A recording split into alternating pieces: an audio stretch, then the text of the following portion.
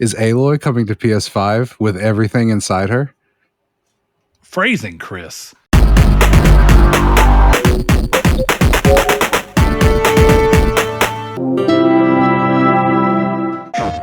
Hello and welcome to Triangle Square, the PlayStation Podcast. I'm your host, Brett Beck, and alongside me is the one, the only, Grande Poppy Figs.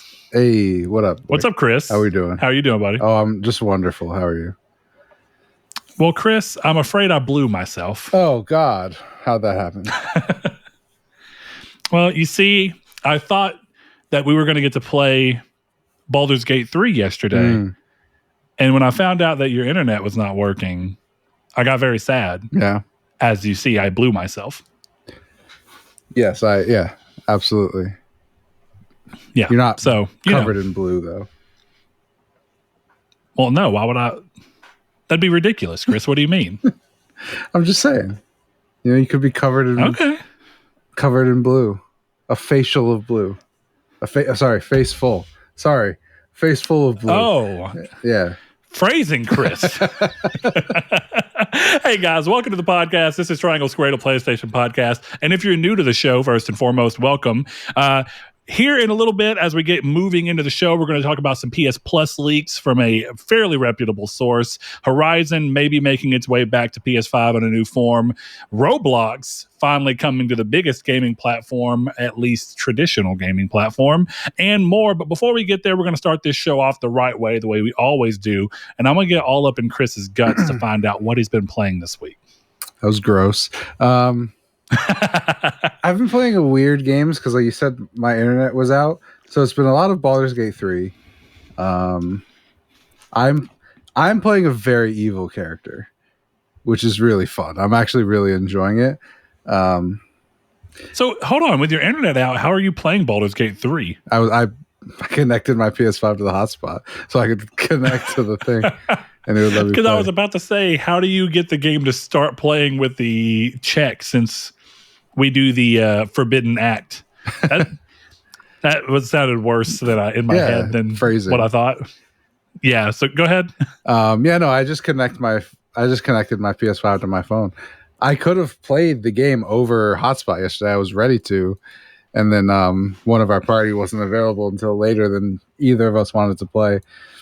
So I just was in a party chat with Sean, played some Baldur's Gate. I won't spoil anything for you. How far have we gotten in our game? The furthest that we've all gotten, just for reference. To be fair, it's not something that you have to do. I'd say the thing that you have to do for the main story. We talked to the healer. Yeah. Okay. So then we left the cave and we fought an owlbear. I gotcha. Then we made new characters. So that area where that's fair. That area where the healer is. The last thing I did in my playthrough was genocide them all. Oh, is this the Dark Urge? I'm not even playing the Dark Urge in this playthrough. I'm just straight up playing an evil person. Well, to be fair, I got... So at the end of our last play session, once I saw that once I saw that Sean had saved, I was like, we're about to get off anyway, so I'm just going to go rogue. Yeah. So what really happened is I saw that he saved and I was running around and I accidentally, due to, I guess, the problem that game has with all games eventually run into with button context problems, I accidentally tried, without realizing it, opening a box, and one of the townspeople looked at me funny and got mad at me, and I saw the little stat thing where it decreased, and I was like, well, fuck you. That was an accident, and if I have no room for wiggle, then we're gonna destroy the whole town. So I attacked her and drew the entire town upon us. And we fought valiantly and brave and hard, but in the end we went down on them from them. Yeah, it was not a good ending to us. You know, they were hitting us from the front. They came all over us. I mean, they overcame us. Yeah. They hitting us from the front and the back. You know, make the joke again. But yeah, no. So it's cool because you get a whole new party member for doing it an evil way, and all of that stuff. And it's fun because my character is just an asshole. It's a Lothsworn wizard using necromancy magic who just cares about nobody. And she has a soft side, but she doesn't show it because me, the person controlling her, doesn't want her to. But I believe it's in there. You know what I mean? Yeah. You know it's there, but she doesn't want anyone else to know. You know? Yeah. Yeah, you're the one who knocks, right? Exactly. But I've also played 2 very bad games this week. Played a Game of the Year candidate, and then I've played Saints Row and Prison Break: The Conspiracy. God. Okay, so Saints Row is clearly one of the worst games ever, right? One of the worst games ever is strong. And then Prison Break is the one that is Game of the Year candidate, right? Yes. Yeah.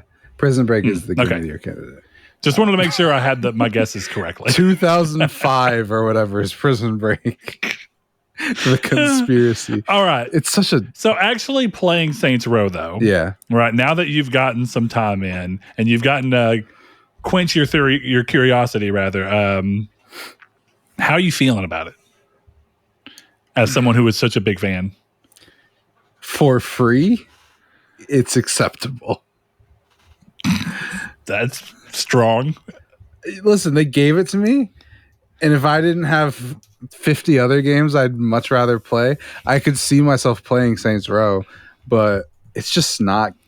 It's not even the gameplay, because I actually think the gunplay is kind of fun. Like the little bit I did play of it, because you do this whole beginning tutorial where like you die, but then you're also a cop. I don't understand what happens. All I know is at one point I was being buried.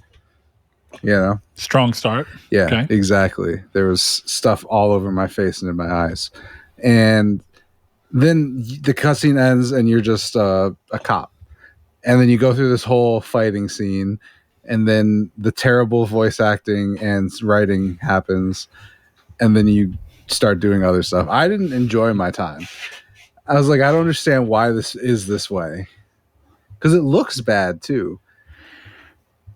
Like graphically? Oh yeah, like the facial. So it's like the facial capture. There's not enough redeeming qualities to besides gameplay. You know how? So, I mean, gameplay is a pretty confident one to get. You know, if the gameplay is fun, that's everyone wants a good playing game, and then you want the rest to just kind of complement. Well, that's the thing. If this was like high school, you know, and I had unlimited time, and I just threw on like a E-Bombs World video and just watched it and played this game, it would be fine.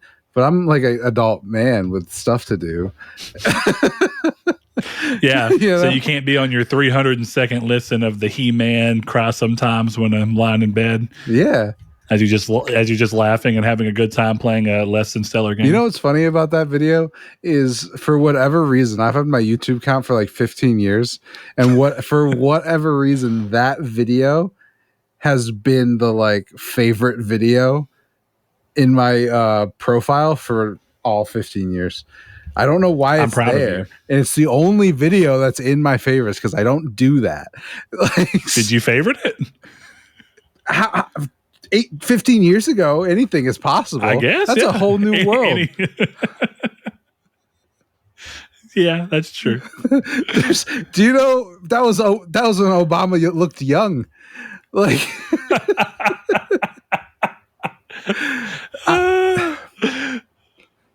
God damn, that was before a lot of things. I don't remember favoriting one video. It was like I don't remember playing. Yeah, they didn't even know if Obama was born in America or not. That is definitely true, and the Earth is flat.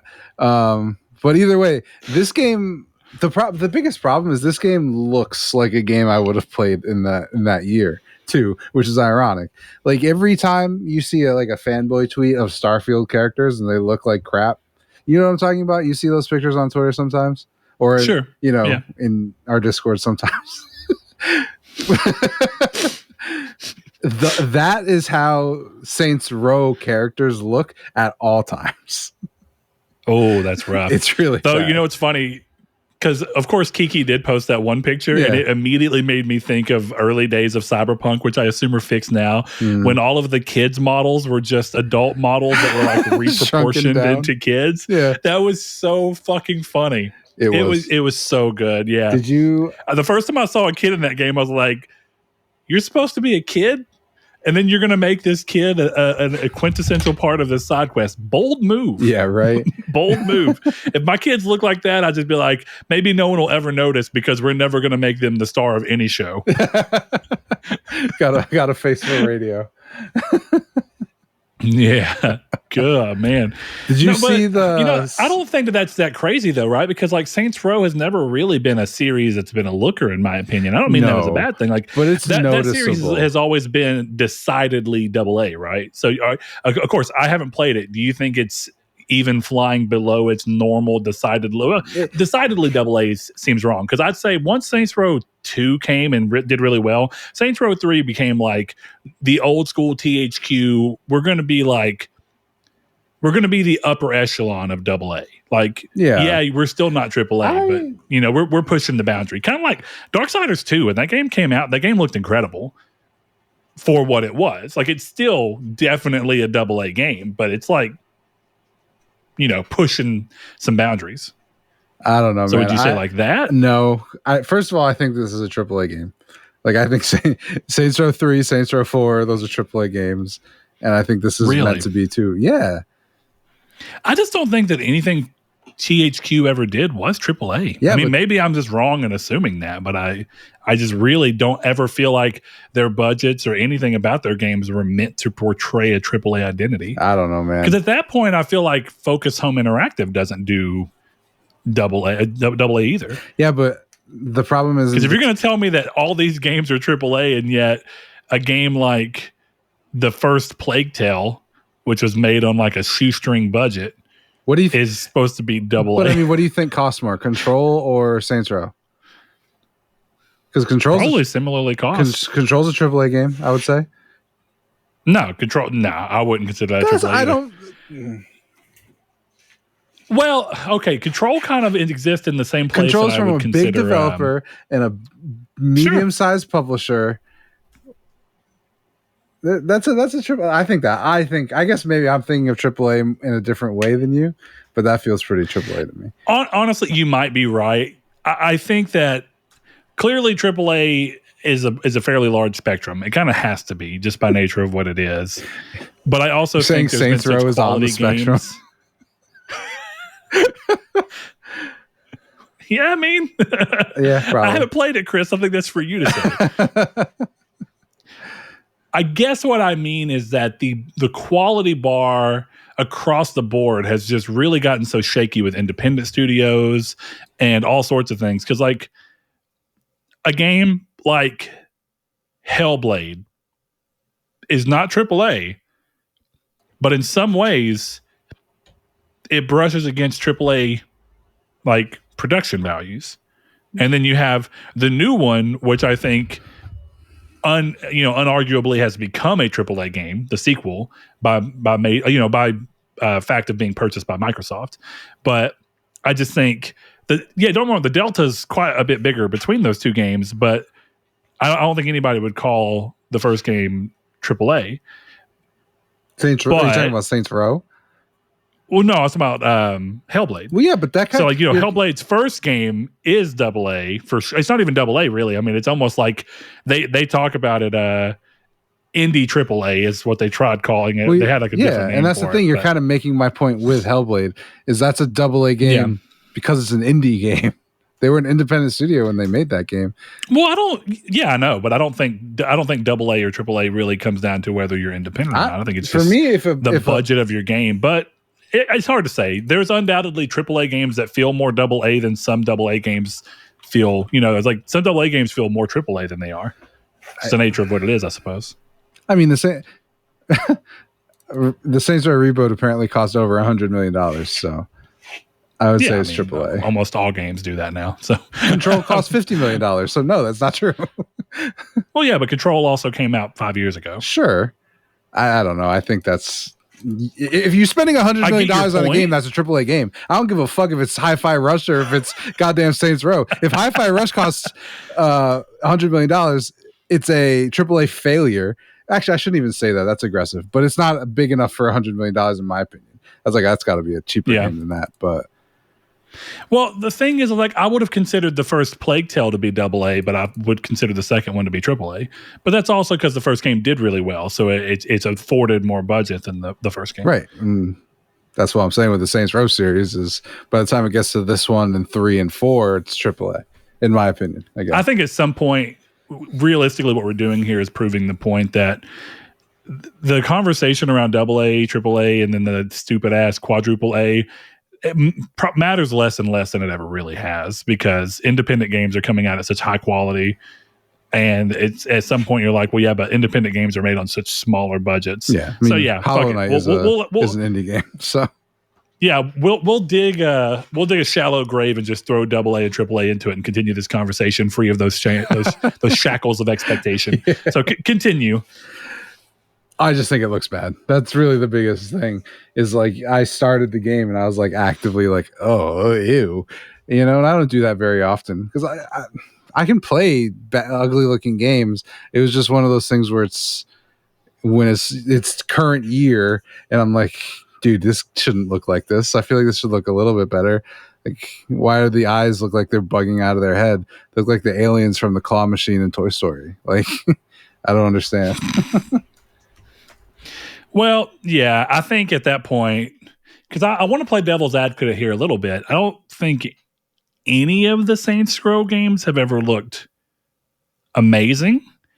And as far as my own very limited experience with Saints Row games have been, what I saw in preview footage didn't look like a giant gap.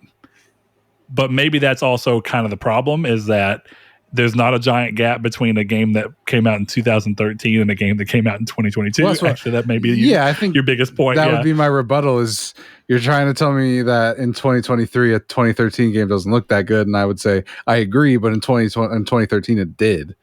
That's a PS3 game. I guess what? No, you're right. But I also say one of the things it's a pretty good looking PS3 IP, game. I mean, I don't think it looks terrible. But I guess what I'd say there is that one of the things that gaming has a problem with when IP survives too long is that you struggle. There's a very fine tightrope between keeping your game's style, which is largely dependent on how the architecture that you built the game for was able to render stuff. So you make your style based off of the limitations you have. Those limitations over time go away, but you still have an expected style. So for you as a longtime fan of Saints Row, what do you think they should have done? Do you think they should have completely abandoned the Saints Row style and tried something new that felt more new because it'd been long enough since between games? Or do you think they should have tried to better walk the tightrope of looking new and impressive, but also still feeling like Saints Row's visual style? I understand the question, but I don't, because I just don't know how to answer it. Like because the easy answer is, if it was me, I would have made a whole different game, right? Like that's the easy answer. But I think the thing here is like, it doesn't feel polished. It's one of those games where, have you ever seen a game that looks bad but almost looks good? Do you know what I'm trying to say? I think so. Like, it looks like it's right on the edge of looking right, but it's something about it looks ever so slightly off to the point that it just becomes distracting. Yeah, exactly. I can't even think of a good example. But well, like my go-to thing for what I was talking about, just to give a little bit of context, is like Mario, of course, had to change style when it made the jump to 3D.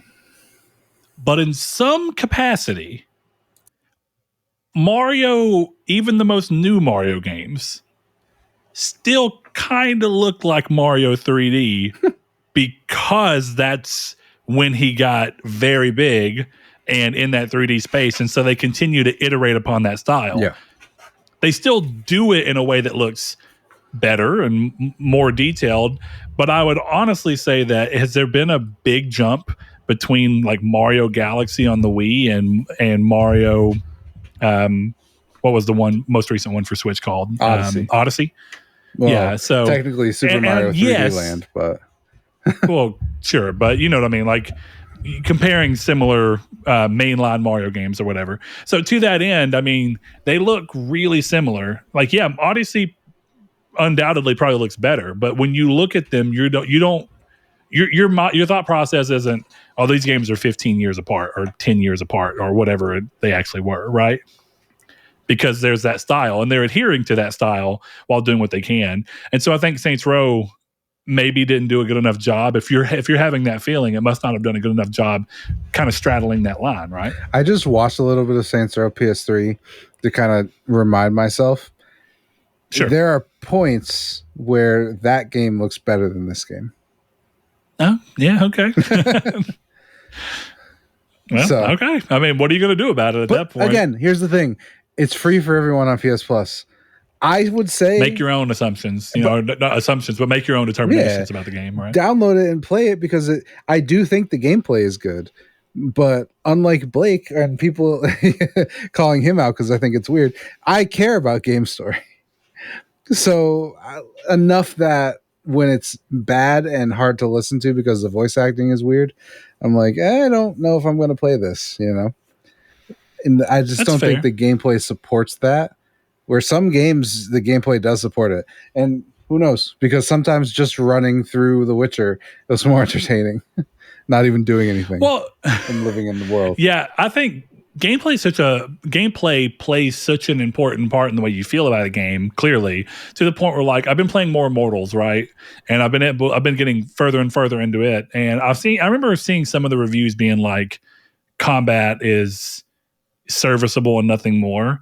And I don't find that to be true, but I also don't find that to be a complete lie. Like, the entire time I'm playing it, I'm engaged and I'm having a good time, but I'm not like, oh shit, I'm going to remember this for years to come. Like that, it's not that kind of gameplay. It's more like, yeah, this is great. This is exactly what it needs to be. It's not distracting me, but it's also not elevating me. So it's like, it's okay. It's perfectly fine. And so you get the gameplay, which I think is interesting enough to keep you like, and it's changing from combat oriented to puzzle oriented to platforming oriented often enough that you don't really linger on it, and then it lets the story and characters and world shine, and that works out. Yeah. So Saints Row kind of has to fight that in a different way because it's got an inherently different world, inherently different characters. I will say I remember seeing previews, and I didn't think any of the characters were very interesting to me. They all felt like caricatures, which is probably not wrong because in a weird way, all Saints Row characters have always felt like caricatures, but in a very specific way. You know what I mean? No, I get exactly what you're saying. So I don't know. It's a weird game, but we don't have to talk too much about that. How's Starfield still going for you? It's weird because I really like it, but I got myself in a point that's kind of difficult. I think I'm under leveled. So like the last time I played it, I got 99% of the way through and then died. And I was just like, I'm good. And I just started playing Baldur's Gate. I think Starfield is just losing that time where I'd rather be murdering a bunch of innocent people because in playing D&D, putting people's heads in my pocket.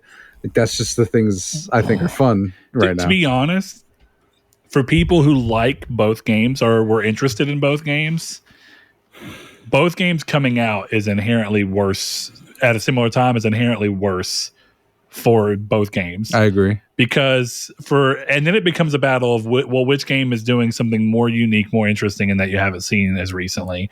And as much as Bethesda is one of the only studios to make Bethesda-ass games, even though Obsidian definitely give them a run for their money here and there, the point being, I feel like the games industry has more recently had examples of Bethesda-style games.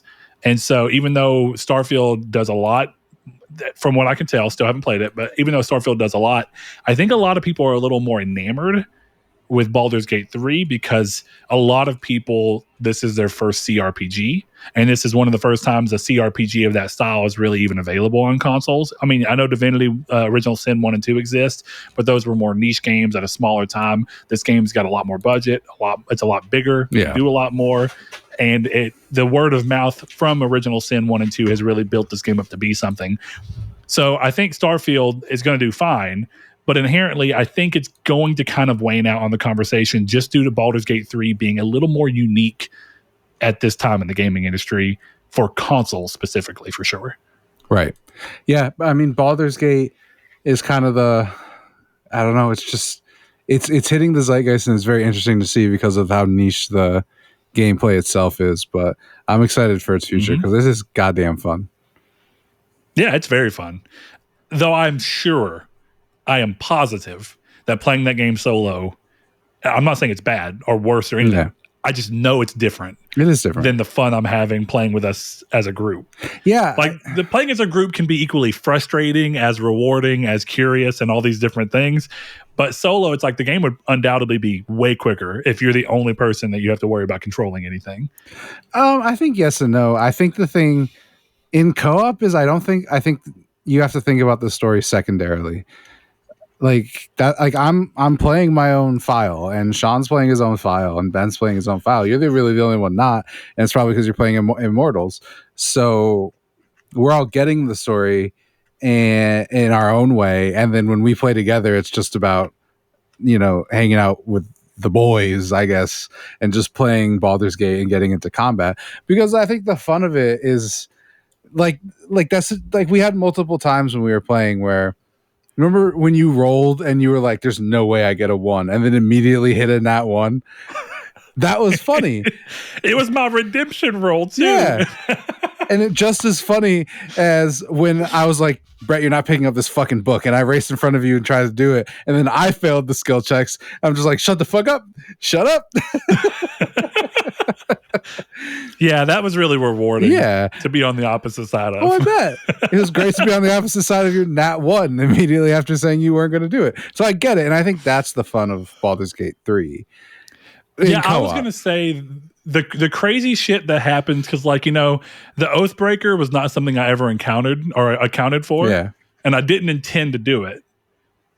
So it's one of those things where it's entirely based on the fact that I'm playing with 2 other people whose own character classes and own races do not identify or line up with my character's class and race. Therefore, this unintended aspect has come out. So what I'd say is, while the main story is something I do want to get from co-op, I think that there's a weird story that we're creating in ourselves within this world with what it allows us. Yeah, it's more of our story. That's the fun. And that's part of the, we did this and this was fun because this happened. Yeah, exactly. Like, we failed the book, right? And this is also because we had existing knowledge, but I've also started realizing that when you're in co-op, you can do such a better job at just positioning before if you think an encounter's coming, you can try and position people in a way that may be beneficial. So like when we opened the door in that crypt and all the bodies came up, we were all in position to whoop ass immediately. And that was kind of cool. It's like, oh, nice. So to that end, it was very fun. Oh, I see little dogs back there. Yeah, it was tailing behind someone. I was delivered a Jamaican beef patty. Oh, bro, what? Yeah. Just showed up. What is in a Jamaican beef patty? Have you never had a Jamaican beef patty? What is that? I mean, first of all, it's in the goddamn name. It's a patty with beef in it. It looks like you say a patty like I'm supposed to understand that, and it looks like you have an empanada. I guess. It looks like a sopapilla. So you're like this Jamaican beef platter, and then I'm looking at what looks like a sopapilla. I mean, maybe. You're confusing me. But no, I've never had one, Chris. You Call me uncultured. You should have one. I don't even think I just Googled it. I have never even seen this in a store. I don't think they exist down here. I think this may be a regional variant. Yeah. I don't know, man. What? This is blowing my mind right now. This can't. I feel like I'm talking to someone from across the sea. From under the sea. You should seek them out. I'm sure you can find them at your local eatery. Can you mail me one, Chris? I mean, I definitely could do that. I'm gonna ask everyone I know tomorrow if they've ever heard of a Jamaican beef patty and just see the response. It could be called something else down there in the heart of America. It looks like a taco filled hot pocket. That's exactly what it is. But no, really, half of the ones I'm looking on here, they look like empanadas. They're like, like when, I don't know what they're called there, but like a fried apple pie that you can buy that are in the bags. A fritter? And they have yeah, Oh, sure. No, I mean, I don't know. I wouldn't call fritter that. I mean, I don't like the pie, ones that are like in a green bag, and they're just like, they have like somebody put a fork on the end all the way around them. I don't know how to describe it, Chris. I'm sure someone in the audience thinks. I don't know if those are in Baldur's Gate 3, but I'm really enjoying Baldur's Gate. Look, I'm from the other side of the tracks, okay? Okay. That's what this is. This is a Romeo and Juliet story. We live different lives, right? Yeah, and I'm the rich man north of New York. All right, Chris, let's continue on. Yes. All right, so playing more of Immortals, I've been having a great time with that. I think the story is really good. Surprisingly, it's at times I was a little worried that I still have I want to say issues. There's times where I feel like I don't like the main character as much as I should, but then I think to myself, like, yeah, you're not always supposed to like the main character. Like, you're playing as him, but that doesn't mean you have to agree with what he does. That's what makes most great games great. Though also it makes great games when you agree with what he's doing, but in real life you'd never actually do it, or if someone else did it, you'd be like, oh, it's kind of fucked up. You know what I mean? Yes and no. I mean, it depends on the game. Because like I said earlier, my recency bias has me thinking if I would murder a bunch of innocent people just because I can, which is what I did in Baldur's Gate 3. So I mean, fair enough. I guess it depends on who you are. Well, that's why I was saying the recency bias, because you were talking, you're like, yeah, things you might do, but you wouldn't say out loud, and if someone else did, you think it's weird. And in my head, I'm like, I just killed a bunch of people. I don't think I would do that, but it's kind of interesting that it happened. Anyway. Well, there's something that happens in the game that I don't want to spoil, but other games have played around with it. And if we do end up doing a spoiler chats on it, which will require you to play it. That's valid. Which I've not been pressuring you to do. But if we do end up doing one, I'll go more in depth on it.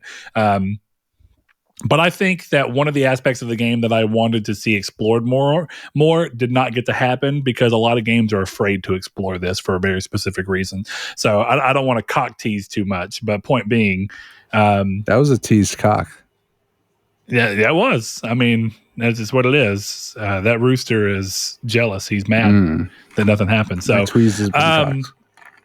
yeah. So between that and Baldur's Gate 3, I mean, that's all I've been playing. I've been trying to make time. So as much as I was upset that we didn't play Baldur's Gate 3 yesterday, when I thought maybe we would, it was also good to. I'm considerably farther in AVM. I'm pretty sure I'm near the end. So. And it's cool because, it's not a very big game, but it's got these like dens that you can find that you can uncover from doing different puzzles.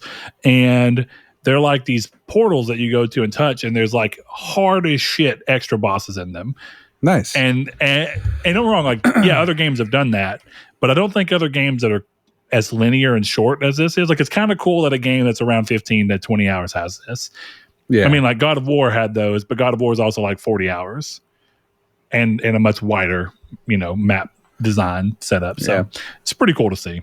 So, all right, Chris. Well, we don't have a community's take this week because we were unsure if we were going to be recording at all due to the internet situation. But since we are, we figured, why try and rush something out? We'll just go ahead and get going on the episode and see what happens. So we're going to go ahead and break into the news.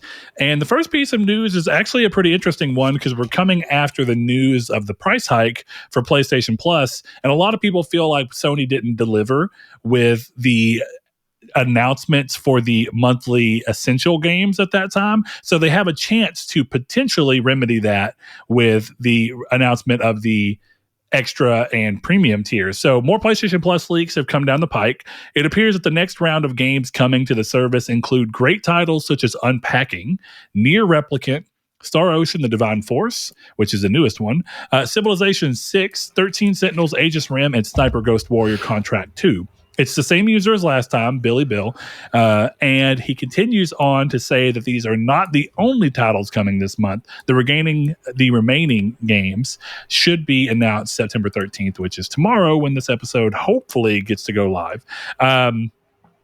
So, yeah, what are you thinking on here, Chris? I mean, that's a pretty damn good selection of games, but maybe that's just because it's specifically a little more geared towards things I like. I was going to say, I think that's a matter of personal opinion. And that wasn't even me trying to be a dick, but like, I don't want to play Near Replicant, right? So that doesn't really hit me. and then I own, I think, all of these except Ghost Warrior. So, like we were saying last week, this doesn't really do much for me, but they are good games. 13 Sentinels is a great game from everything I've heard. I have the platinum in well, packing. and I think that's what it comes down to. Great. Well, there's a tenuous balance between, because there's been months where I'm like, damn, that's a good PS Plus month, and I own all these games. But there's still something about knowing that if you didn't own those games, that's a really good value month that makes you be like, I'm glad I have this service because maybe the next time it'll be a really good value month of games that I don't have. Yeah. And sometimes it does happen that way. And you're like, hell yeah, that's cool. So it's nice to see this, even though it should be important to know you do not get these games. You just get access to them a little differently than PS Plus, which is also true of the essential games. You don't really get them. You just get access to them so long as you have PS Plus. But you do get much more unfettered access. This is not the case. Exactly. Yeah, these rotate off. So, but these are pretty good ones. So I'll be curious to see if these aren't the only games, what the remainder of games are, and if they're all of similar quality. I almost wonder if the social media, I mean, the backlash against it has already died down, but I wonder if you'll see reverse, like, oh, okay, this is actually kind of cool, or if it'll just be like we're over it, or if it'll even stir up more. This after that fucking price increase, it's like it makes you wonder, what is the online fervor going to be for this? Yeah, I got to see what that classic is. You may have just tapped in on part of the problem with people's thing of the classics. It's classic. Yeah, usually. And at some point, if it's not a PS3 game, which you can kind of make yourself believe took a lot more work, it kind of has to be like, is it really that hard to put 2 more PSP games and PS1 games on there every month? Like, can you put one PS1, one PS2, and one PSP game on a month? Yeah. Until we have a pretty solid collection. It's a very valid point. They should. There needs to be more, and when they announce PS3 games, it'll be perfect. Do you think this is the month, Chris? There's supposed to be a state of play. Yeah, there's rumors about one. We'll see if that ends up being true or not. Next piece of news, Horizon Forbidden West Complete Edition is seemingly coming sometime soon, as the game was seen on Singapore's rating boards. As we often see, Asian countries seem to have rating boards that tend to get stuff far earlier than ours do, and for some reason we have access to that, and it seems that this spoils a lot of games. But Chris, you're muted, good sir. You were trying to smack on that Jamaican beef patty, and you muted yourself. I muted myself a while ago. Or I did that a while ago. Well, there was something else that recently we just talked about that was shown here. Was it Red Dead? I think so. Siphon Filter. Those games were also rating spoiled boards, this way. Yeah. The rating boards is the enemy of trying to keep surprises. Seriously, them and NVIDIA. Them and NVIDIA, yeah, that's right.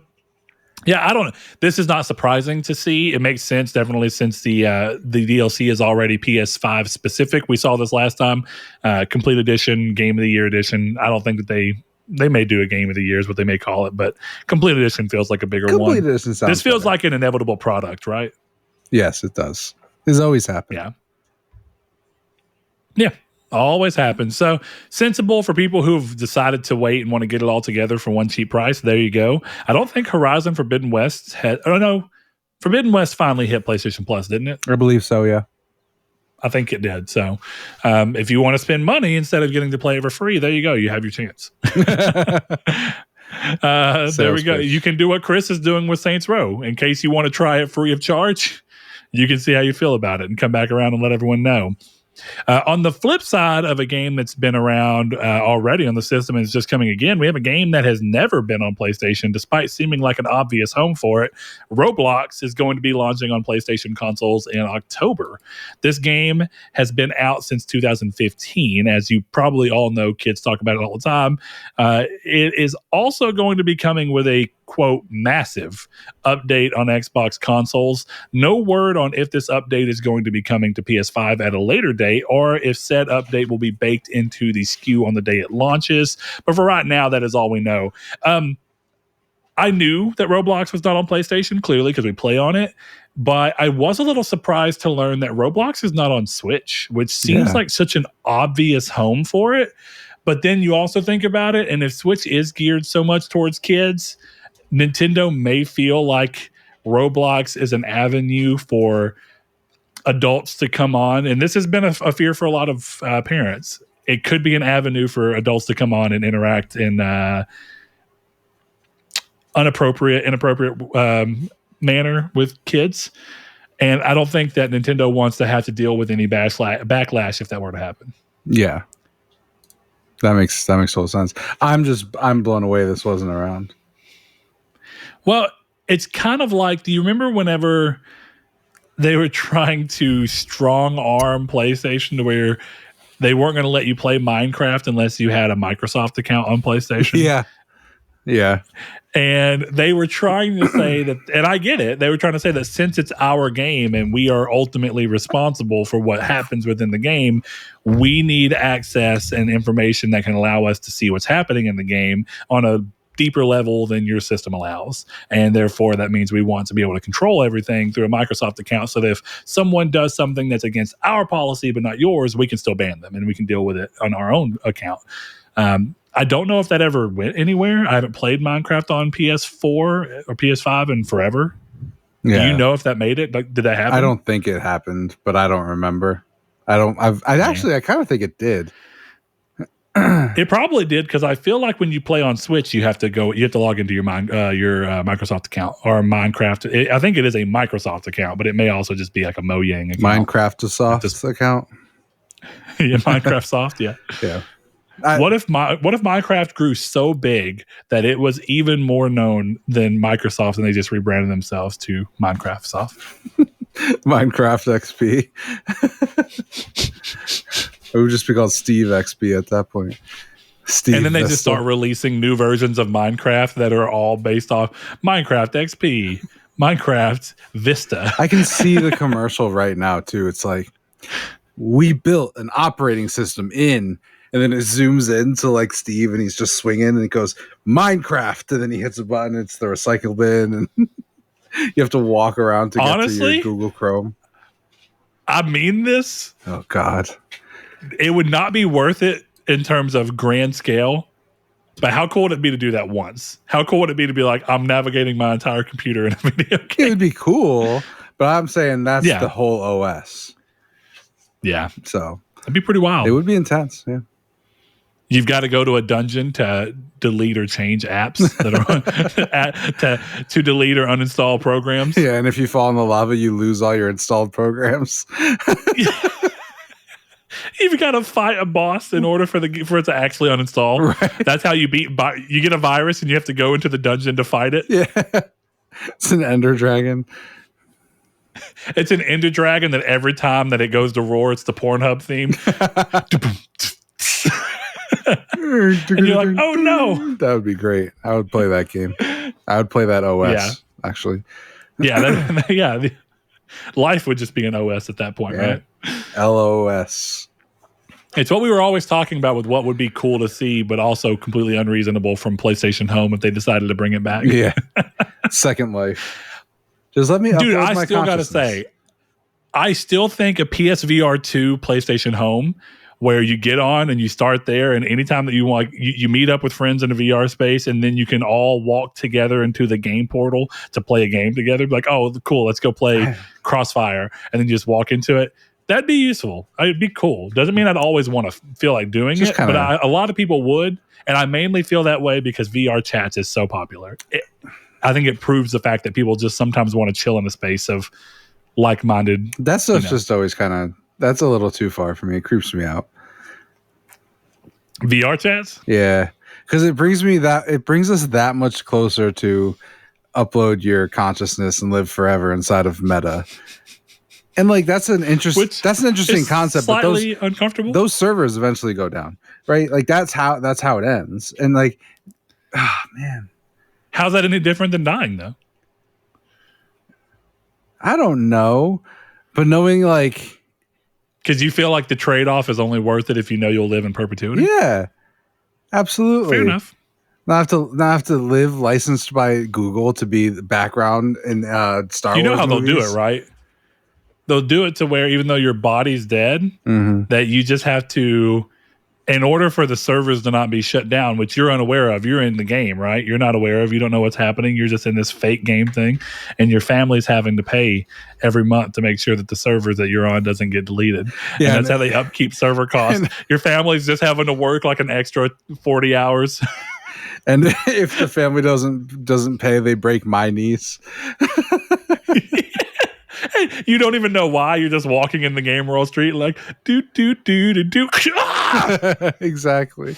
You're in the middle of the it's not even like a lone shark. There's just like a bat that swings out of the fucking air. You're like, oh god. Shins you, gives you a good kneecapping. Oh god. You know. Real mafia shit. Real mafia shit. But yeah, Roblox coming is pretty wild. It's going to be a big source of income. Yes, it is. So that's a little surprising to see. And now we'll have to see if Nintendo stops being the holdout and is like, fine, we want in on that action. Maybe one day. They don't need it, though.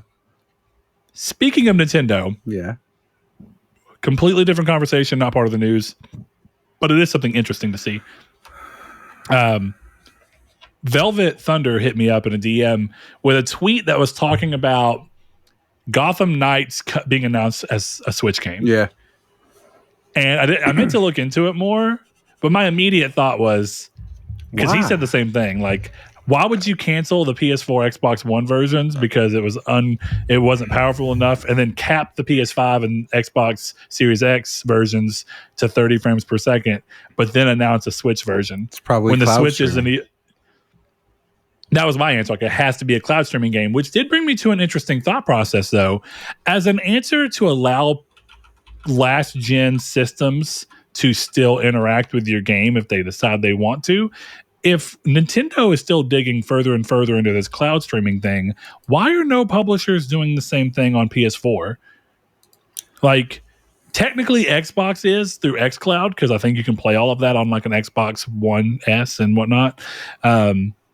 But you don't see it on PlayStation. Like, why is no publisher being like, why is EA, instead of being like, hey, we're going to port Star Wars Jedi Survivor to PS4 and have to do all the work to make that happen, why don't they just go, yeah, we're just going to stream the game from a computer or console rack and just say you can play it on PS4. It's just streaming on the cloud. Like, why is it successful, seemingly at least, in one console sphere but not in the others? I wonder why publishers wouldn't do that. I say this in the nicest way possible, but I feel like Switch players are a lot more willing to accept mediocrity. That's fair. And that's the reason is because you buy a Switch knowing that shit's gonna run like crap. You buy a Switch to play Witcher 3 at 2 FPS and 720i or whatever the fuck. Like, you know what you're getting into. Sounds like it's blowing in a tin can. Yeah. Exactly. Like, you don't buy that expecting something crazy. So I think when Gotham Knights lags on the Switch, you're like, still cool. I'm playing Gotham Knights on Switch. Like, that's how I feel like it is. Well, yeah, that's fair enough. It is interesting to see all of this infrastructure and stuff going towards cloud, but then also not having a very solid cloud market outside of, weirdly enough, the Nintendo Switch. Yeah, it's really weird. I don't really get it. Maybe we have a question that. Go ahead. I was saying maybe it's just that developers know they don't need to compromise their titles on the other consoles, but there is no next gen Switch yet. Does that make sense? Yeah, well, speaking of games that are running on hardware you wouldn't anticipate them to run on, we have a question that I think is it's a good time to slot it in. So Rude Days 93, one of our longtime listeners, longtime patrons, he says he shared a tweet from Tom Warren, or an X, a post. Post. Is that what they're called now? I think it's post, which is so dumb. Holy crap, to lose that marketing. I know, right? It's in the dictionary. And he's like, X. It's X now. And you go to the most generic word that you can, a post. It's okay, though. Whatever. It's a repost. So Tom Warren says Resident Evil Village and the Resident Evil 4 remake are coming to the iPhone 15 Pro. Apple's iPhone 15 Pro has an A17 Pro chip that enables hardware-based ray tracing for games. It sounds like a big boost to mobile gaming. And so the question that he framed alongside it was, thoughts on Apple iPhone 15 being able to natively run console games? Do you see it making a major impact in the video game space? I'm very curious. I have my own immediate thoughts on this, but I'm very curious as to what yours are and how close they align with mine. How much does it cost? The iPhone 15 No, Pro? I know. I already bought one. I know how that costs. How much that costs. But how much are the games? Yeah, good question. Right, because if you told me, hey, you just bought this iPhone 15 Pro and you can play Resident Evil 4 the worst possible way. No offense. I'm sure it runs great, but touchscreen or connecting and having to prop your phone up with a pop socket or whatever the hell, like that's not as convenient as the console. So, okay, yeah, I can play it at work, but does it run? What does it cost? Because if you're telling me I can get that for $20, I'm in. And I might be in. Okay, fair enough. I might be in at like $40 for Resident Evil 4, but I don't think it's going to make much in the moves in the way of like reducing the console footprint or something like that, because I still have to have a DualSense. You know? Well, do you? And that becomes my big question: is how feasible is this on a day-to-day, moment-to-moment use? How feasible is this? And that question manifests in a lot of different ways. How feasible is it for, okay, how do you control it? Does it have touchscreen controls? If so, how well do they work within the design of that game? How much has the game been changed to accommodate for that? If not, okay, you have to have a controller. How feasible is it to constantly have a controller on you to make use of this benefit? Okay, let's say that you do. Okay, we keep going down the line.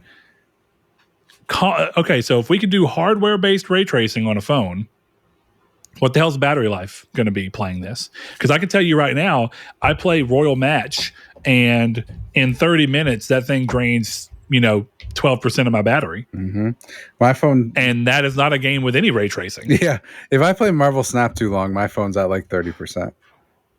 Exactly. And so you start to go into the same thing I talked about with, as much as I don't see a personal value for something like the PlayStation Portal, I look at this and say, is it cool that it can happen? Absolutely it is. But the reason that you play things like this on dedicated devices is because that dedicated device is made for it, and it doesn't hit any of the limitations or any of the caveats that doing something on your phone would. At the end of the day, if I have to make the decision between my phone battery lasting the entire day if I'm lucky versus having to do getting to play 45 minutes of Resident Evil 4 on my phone for my phone to be useless for me the rest of the day without having to find periodic times to try and plug it in, I'm going to choose for my phone to last the whole day. That's just what's going to happen. Now, I am not everyone, and I understand that. But how many people are going to sacrifice the general use function of their phone to benefit from this game? Then you have to go through, outside of being a news piece, what's the real value of this? Because the problem with all tech and why consoles even exist and why they're so popular and why computers are so popular for gaming is that batteries are not at the level they need to be at yet to make this a pipe dream that's worth exploring too far. And at that end, the question is, does this have a major impact in the video game space? I think no. I think this is niche as all hell. No, I disagree. Go ahead. I mean, and don't get me wrong, I could be proven wrong, clearly. But I know how much gaming on phones already fucks your phone battery. Yeah, I guess I'm more taking... Bringing even higher quality phones is not going to change that. You know what I mean? My problem is that even if like 30% of the user base doesn't... let's go with like 50% of the user base doesn't use this feature or play games on their phone. It's still more than both consoles combined of people who have the ability to play these things. So I don't know that I would say it's niche, Okay, so let's say 50% of the people play games on their phone at all. Yeah. What percentage of that is going to play a console quality game on their phone? Oh, I don't think it's a lot, but it's enough. But buying that phone and having the ability does not makes it, once it's there, it's not niche anymore. It might be a niche thing, or who knows, maybe it's niche now because no one can Well, see the it. feature is not niche, right? Because the feature exists for everyone, but it's niche in terms of how many people choose to access it and literally use it. So to that end, I don't think it's going to have an impact on the video game space in any considerable way, unless the impact that it has is that people start trying to make sure that they create games in a way that can be put onto a phone. And so we start seeing non-restricted devices like PlayStation 5 and whatnot that are dedicated and have the means to do this start being pulled back and hampered in order to make sure that the games are still playable on phone, which I don't think is going to happen, because ultimately console level games sell on consoles and PCs because people want to play them in the environments which you do that anyway. I guess I just think Steam Deck does prove that there's a lot of people that wants to play that stuff on the go, but Steam Deck also proves the same problem. You can only play it on the go for about 3 to 5 hours if you're lucky. And that's on a device that does nothing but that. I also just don't think we even have any knowledge of the audience. And that's not because we don't know it. It's because we're not that young. Like I've seen videos of like kids playing Fortnite on touchscreen and like being better than people on controller. So that's all it is. It's just not a skill that we have. This is the first like rock and roll. Yeah, but take that out of it. This is your rock and roll. I need you to understand that. This is your Satan music, because the reality is the kids are playing on their phone. Yes, sure. So this isn't going to be niche very long. It's not going to take away from the gaming industry, but no, I don't think so either. The thing is, it's not this iPhone. It's iPhone 18, iPhone 19, when this power is available for the price of the SE right now. And Jim, Bob, and Joe are playing Baldur's Gate in the back of Algebra, right? Like that's what this is leading towards. So actually, the question we should be talking about is, how fucked is the U.S. educational system when I can play Baldur's Gate 3 in my classroom? Because I'll tell you what, if I could play Baldur's Gate 3 on my phone at work, I wouldn't be in the kitchen at all. So I can only imagine how that translates to kids in school, especially when they're already growing up with tablets. That's the thing. Kids are being raised on tablets right now, whereas we were being raised on rectangles and controllers, right? So these games are going to be fully playable for kids with touchscreens, probably brightness all the way off because they've needed to save their battery their whole life too. Like, well, I actually think you get to 2 points that I want to rebut against yours to a degree. The first one being that, yes, you are correct. The impact of this on future phones is inherently different than the impact of it on this phone. But the question was, thoughts on specifically the 15 Pro being able to play console games and the impact that phone will have in the video game space. As of right now, I think it's too small, too niche. Go ahead. What you clearly have a response. Go ahead. I think that is some semantic bullshit to take away. Well, no, because what I'm saying is my actual answer to the question is specifically about the next year to two, which is typically what you're going to expect out of a phone, right? That's not an so you look at that though. market base and you look and go, well, isn't the impact if you want to look at it that way. Resident Evil 4 is playable in your pocket? Holy shit. Sure. This is the first step. The impact of Mario was not 1 to 2 years from Mario. The impact of Mario is today. Chris Pratt is playing Mario in the movie. That's the impact. Well, then Fortnite's already given that impact. Then, do you see what I'm saying? If you actually break it off, that barrier's already been broken. But it's I agree with that. But that's also the right type of game for that. But again, it's right now we're at a point where there's borderline console parity between phone and console, right? Like that. Sure. Borderline. I don't know what these games look like. I don't actually know. Yeah, same. But again, I can play Resident Evil 4 remake in my pocket, and assumably, given the screen size and all of that, it'll look pretty good. The impact of that is going to be not even, I wouldn't even say 10, 15 years down the line. I would say the even if it's just the next phone, which is a year, 2 years at max.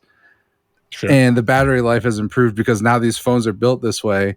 You know, we're assuming 3 to 5 hours. I don't know how long this lasts. And the first iteration is not going to last forever, but it's just like the impact of the Steam Deck and the impact of this phone.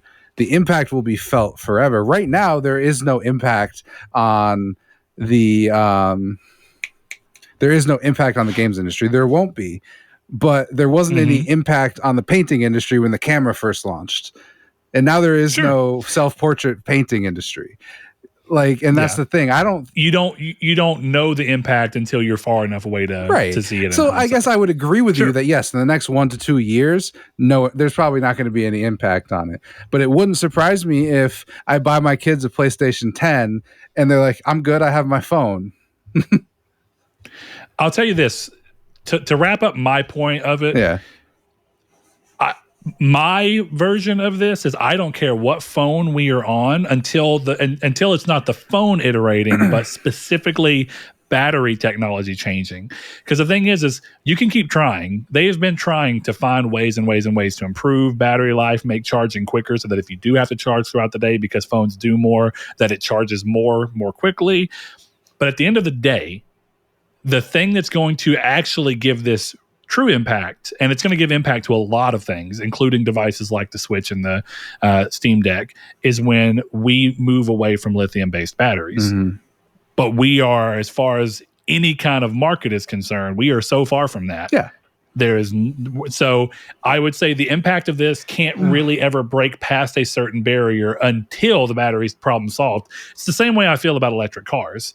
Well, but ultimately, electric cars are only as useful as their batteries can take you. And since charging is slow and takes a lot of time, and infrastructure to set that up is slow and takes a lot of time, the real impact of electric cars cannot be seen probably even in the next 5 years, because it's going to be too slow to try and do that because of limitations of technology. So I don't know if you take those things in tandem and stride, and eventually it will be a huge deal. I just don't know. I don't know. I guess I don't know if that really. I guess you're right, but I just think I'm looking at it this way, where it's, for millions of years, we had no technology, and then we went from horse and carriage to in space in 100. Sure. So when the demand for battery life improvements comes, the battery life will improve. I wouldn't be surprised if in 2, 3, 5 years, we're looking at you can get a full playthrough of Resident Evil 4 on 3 charges. Like, that wouldn't surprise me. Maybe. And Resident Evil is a good game for both of these, right? Because they're fairly short games. Yeah, they're not incredible. Mirage, 20 hours. They're very limited. They're very linear games. There's not a lot of wide things. They invite you to play them in sessions. These are ideal games for trying to sell someone on the console quality on a phone, right? But to your point of looking at who knows what will happen, this is what I'd say. You're right. We've made tons of strides in a long time, but we've been on lithium batteries since 1991. That is when commercial lithium batteries hit. Here we are in 23. And as far as anyone is concerned, as far as battery technology is going and what we do know and what we don't know, we do not currently understand how to reasonably and impactfully move away from lithium right now in a way that we can scale up to fit the things that we currently like to enjoy. 100%. So I continue to say, I think the impact lies whenever one of these technological barriers is over. Because what I'd even say is phones are making huge strides. But in a weird way, phones really have kind of hit a point where they're only going to be as powerful as the battery life can sustain them. And the battery is the new real brick wall that phones are hitting into. They've done a lot to try and ease that so they can keep squeezing more out. But you eventually hit a point where phones can only continue to make a leap once batteries can make the leap. And that's a lot of industry is very hampered by current battery technology. It's the life of what we deal with. It's just, what I'd say is when you look at impact on an industry, I think impact on an industry is when it becomes so big that it's undeniable. And this feature will be niche until people feel comfortable enough to be like, okay, I can play this for 3 hours without sacrificing my ability to maybe have my phone in more useful scenarios that I actually need them in. We all know that most people use their phone for the dumbest shit through the majority of the day, but at least where we are right now, kids and everyone included, you'd rather have your phone to do dumb shit with the majority of the day by not doing something like this on it if you don't have to. When you're at home, a little different. Good point for you right now, right? Is like as this continues to get bigger and bigger and bigger, the long-term impact that I can see is that console sales will feel less necessary, because while you're at home, if you can just plug your phone in and charge it while you're playing it, slowly over time, people will buy less consoles, and we'll slowly see that shift that a lot of people have been talking about, where it's less about what console you're on and more about what platform you're on. And you'll start seeing PlayStation as a platform appear on phone, and you already see Xbox as a platform appear on phone. And then so you'll start seeing Steam as a platform maybe even appear on phone. And then suddenly everything is a lot different than what we're currently dealing with. I just don't even think we're within 5 years of that, if I'm being honest. I would love to be proven wrong, not because I welcome that, but just because hopefully the things that come with that solve a bunch of other problems. Yeah. Like how do we do electric cars in a more sustainable fashion? And how can I actually have an electronic car that allows me to work the way that my job requires me to work without having to worry about adding time for all these things? There's a lot of good solves in that. But right now, there's a pretty big barrier in terms of lithium battery technology. Definitely. Bam. So, all right. That's fun. We haven't argued on the show in a while. Good question. Yeah, good question. So we got a couple more news here. We got Ubisoft's xDefiant was initially planned for a summer release date, but it's clearly missed that mark, as today is September 13th, of course, when you're listening to this. The game should now be waking up when September ends, according to executive producer Mark Rubin, who announced the game is now targeting an October release. Now, here comes the shock. Rubin was candid and explained that the game had failed console certification with Sony and Microsoft, noting compliance bugs like trophy tracking and friends lists. While this may sound like a doom and gloom scenario, usually the first certification is a boulevard of broken dreams, with most games being rejected when the time comes around. Rubin said that in the long view, the game would most likely be given a provisional pass on the condition of a day one update. Chris, this must have been the one piece of news that you worked on for 30 minutes, trying to figure out how many Green Day. I got some good ones. How you could phrase this. Yeah, I thought I did a pretty good job. You did pretty good. Thank you. Yeah. Thank you. You didn't turn my brain into stew, so Yeah, I couldn't figure that one out. I thought about it.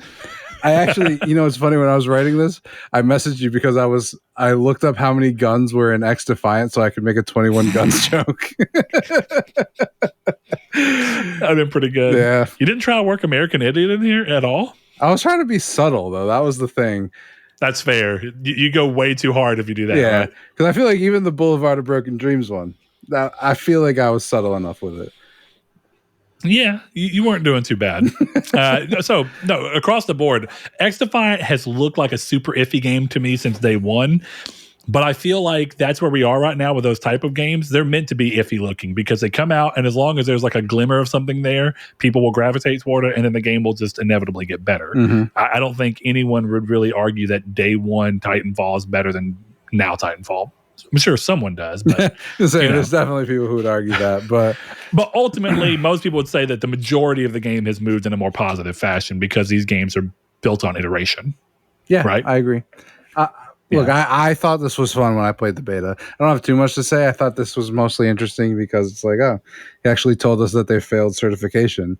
Because honestly, I find that interesting because I feel like to the vast majority of people, that kind of sunk the game in their eyes when, like I said, it's just normal. It happens to a lot of games in the first pass through certification. So,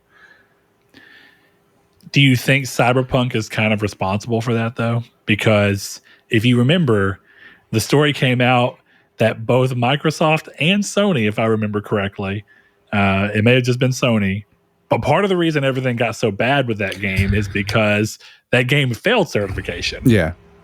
But CD Projekt Red was like, no, guys, don't worry.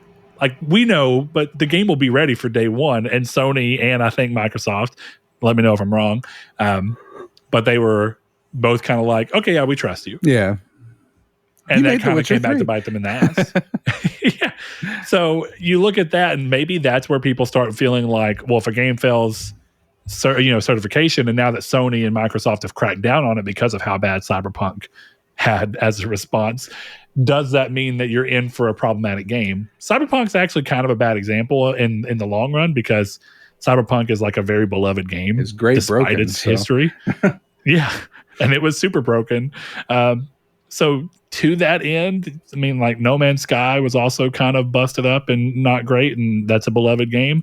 So all that to say, we're at a point where games don't have to be made or made or broken on day one. They just don't. No. As unfortunate as that is for early adopters and early players, it's also good for them, because some early players literally like to say, I've been playing this game since day one, and here I am 5 years later still enjoying it in an even better fashion. And that's cool. Yeah, I'm not one of those people. I want to play something and get done with it and move on. I like all maybe of replay it later. Having every season pass of Apex. Like, I have all those banners and stuff. I like that. So I get that. Yeah. So, all right. Well, so when this game comes out, you're going to try it again? Yeah, it's free to play, isn't it? Yeah. It's fun. It felt like old school Call of Duty. I'll play it. It's free. I wouldn't buy it probably. But. Yeah, I remember a lot of people made it akin to old school Call of Duty. Yeah. I never played it, so I didn't. Very boots really on the ground, very buzzword. You know what I mean? I like it. All right, we got 2 more pieces of news. Stray will be stalking its way into theaters via publisher Annapurna. Nice. There you go. There you go. It's being produced by Annapurna Animation and is described as Hope Punk. What a name! What a styled name! Yeah, I don't think I've ever heard of that. It's one of those like things that you hear that sounds super pretentious, but I also really like it. Like, I would be, I would wear a Hope Punk shirt. You know what I mean? Like a chick with robot arms, like skipping through a field of flowers. Like, I'm down with that shit. That sounds dope as hell. Can we make that with a triangle squared logo on it? Dude, yes. 100%. Let's go. New line of shirts coming soon, guys. Don't worry. New line of first line of shirts. First line of shirts coming soon. No, I think that's a cool name too. Also, love how we have all reached the point where any word prefixed to the the affix or suffix whatever of punk, we just go, okay, yeah, we know exactly what they mean. Yeah, like it's punk, so we know it's going to be techie. It's going to be weirdly tech based, and then whatever the first word, so it's going to be tech that inspires hope. Let's go, Hope Punk. Let's go. We got this. Yeah, makes you wonder. Like, could you do like Hope Goth? Like, is that a thing? See, Hope Goth doesn't sound right, but Goth Punk, I can 100% in my mind vision right now. Goth Punk is definitely a genre on Spotify. I'm going to check. It definitely is. Almost undoubtedly. Then again, I'm pretty sure that's Goth Punk, not Goth Punk. Like, you know what I mean? No. All together, like there's multiple playlists here that say Goth Punk. You want to know what's... so I wonder to what degree. Is it like 9 Inch Nails? All right. Type O Negative is on this playlist. Okay, yeah, I could see that. So they're just basically being like darker, more moody industrial music. It looks like to a degree. And Type O Negative is not entirely industrial, but they have industrial sounds to them. Anasazi. So, I don't think I know that name. These but it also sounds familiar. I don't know, Chris. This is cool, and I kind of understand why they're doing it. I would hope that they expand on this idea to some degree. I think they have to. I'm be honest. If Annapurna is bold enough, and I like Annapurna a lot, they may actually be bold enough. There is no way in hell this movie hits theaters and is a movie that is just a cat meowing and robots going.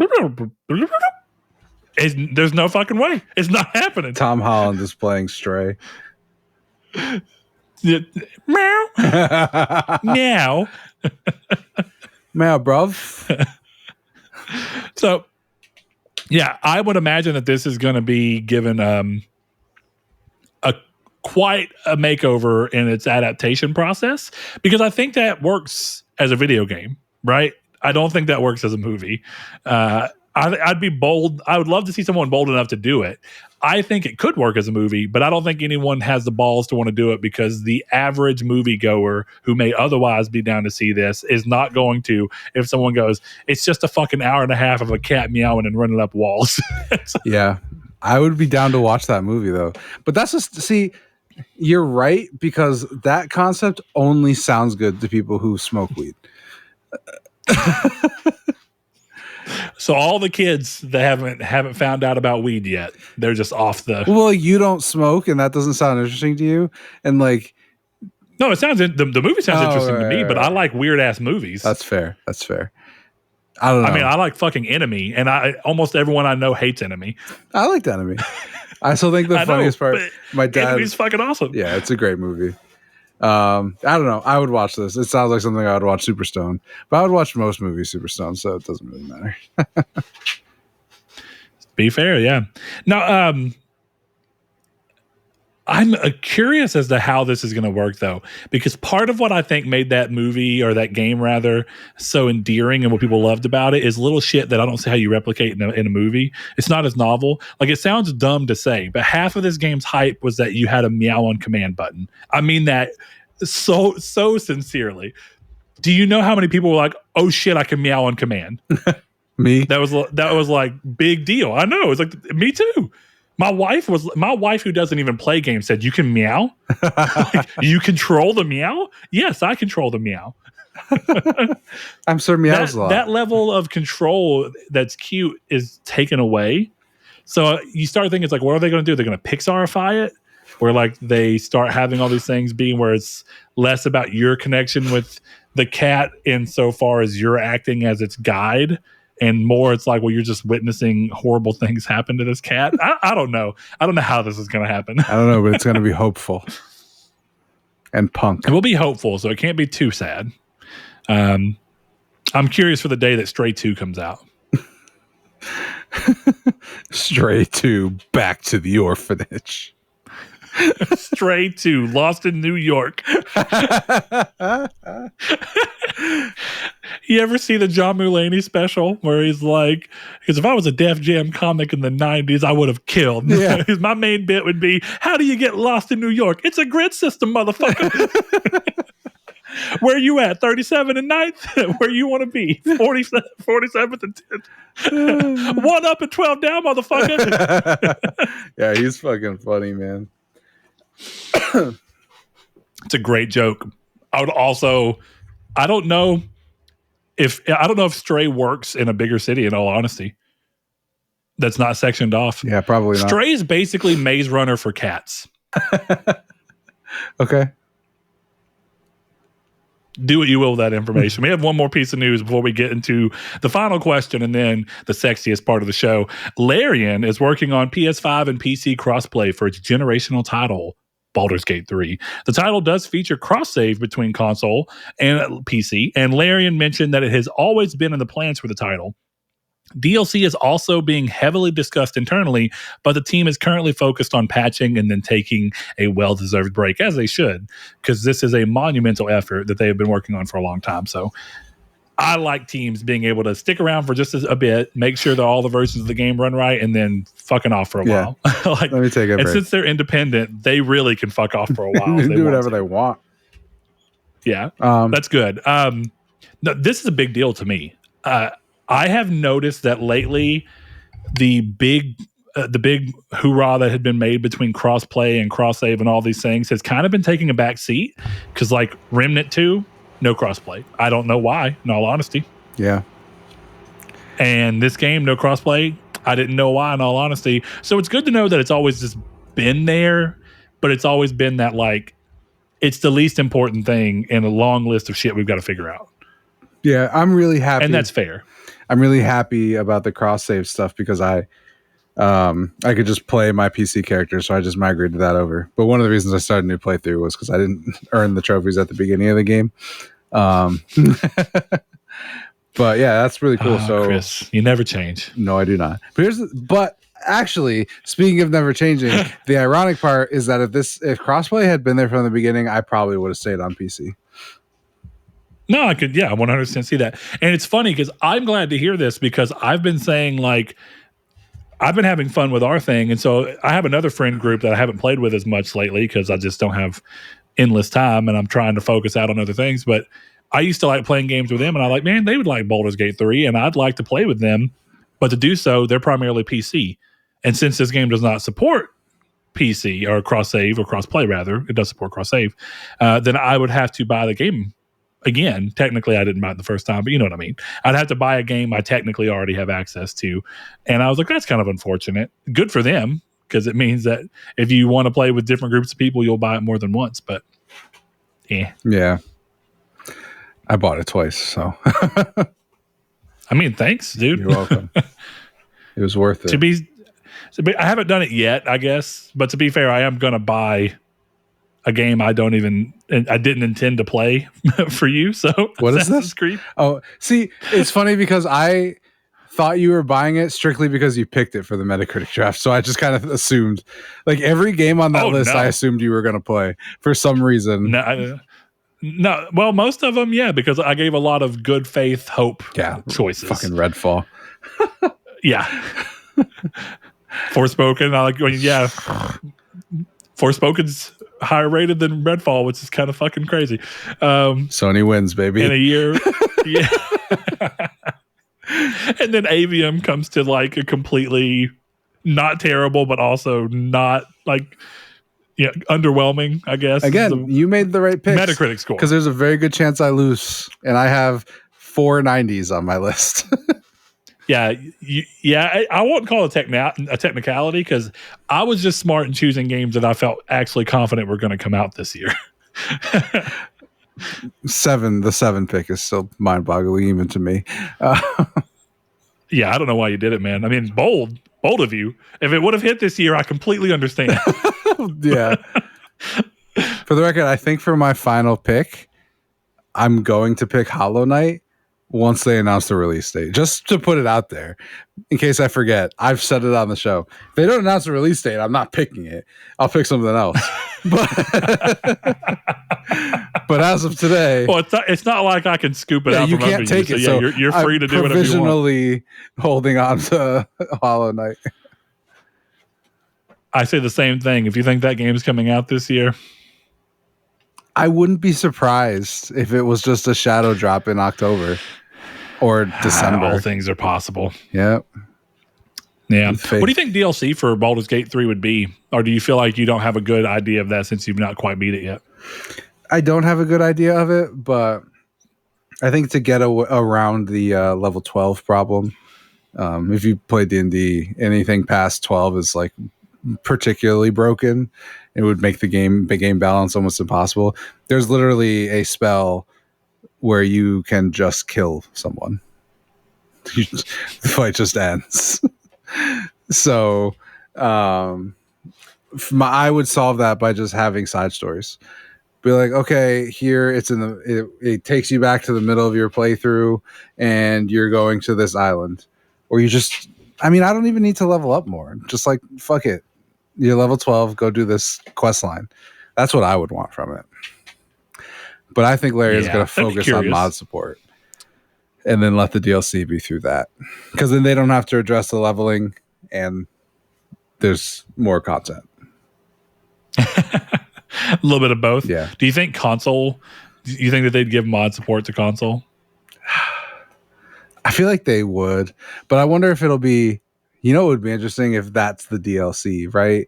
Like on PC, it's like, okay, everything here is, it's mods, and then Larian picks like the best 10, and it's a DLC update for Baldur's Gate that's free. I think that would be cool.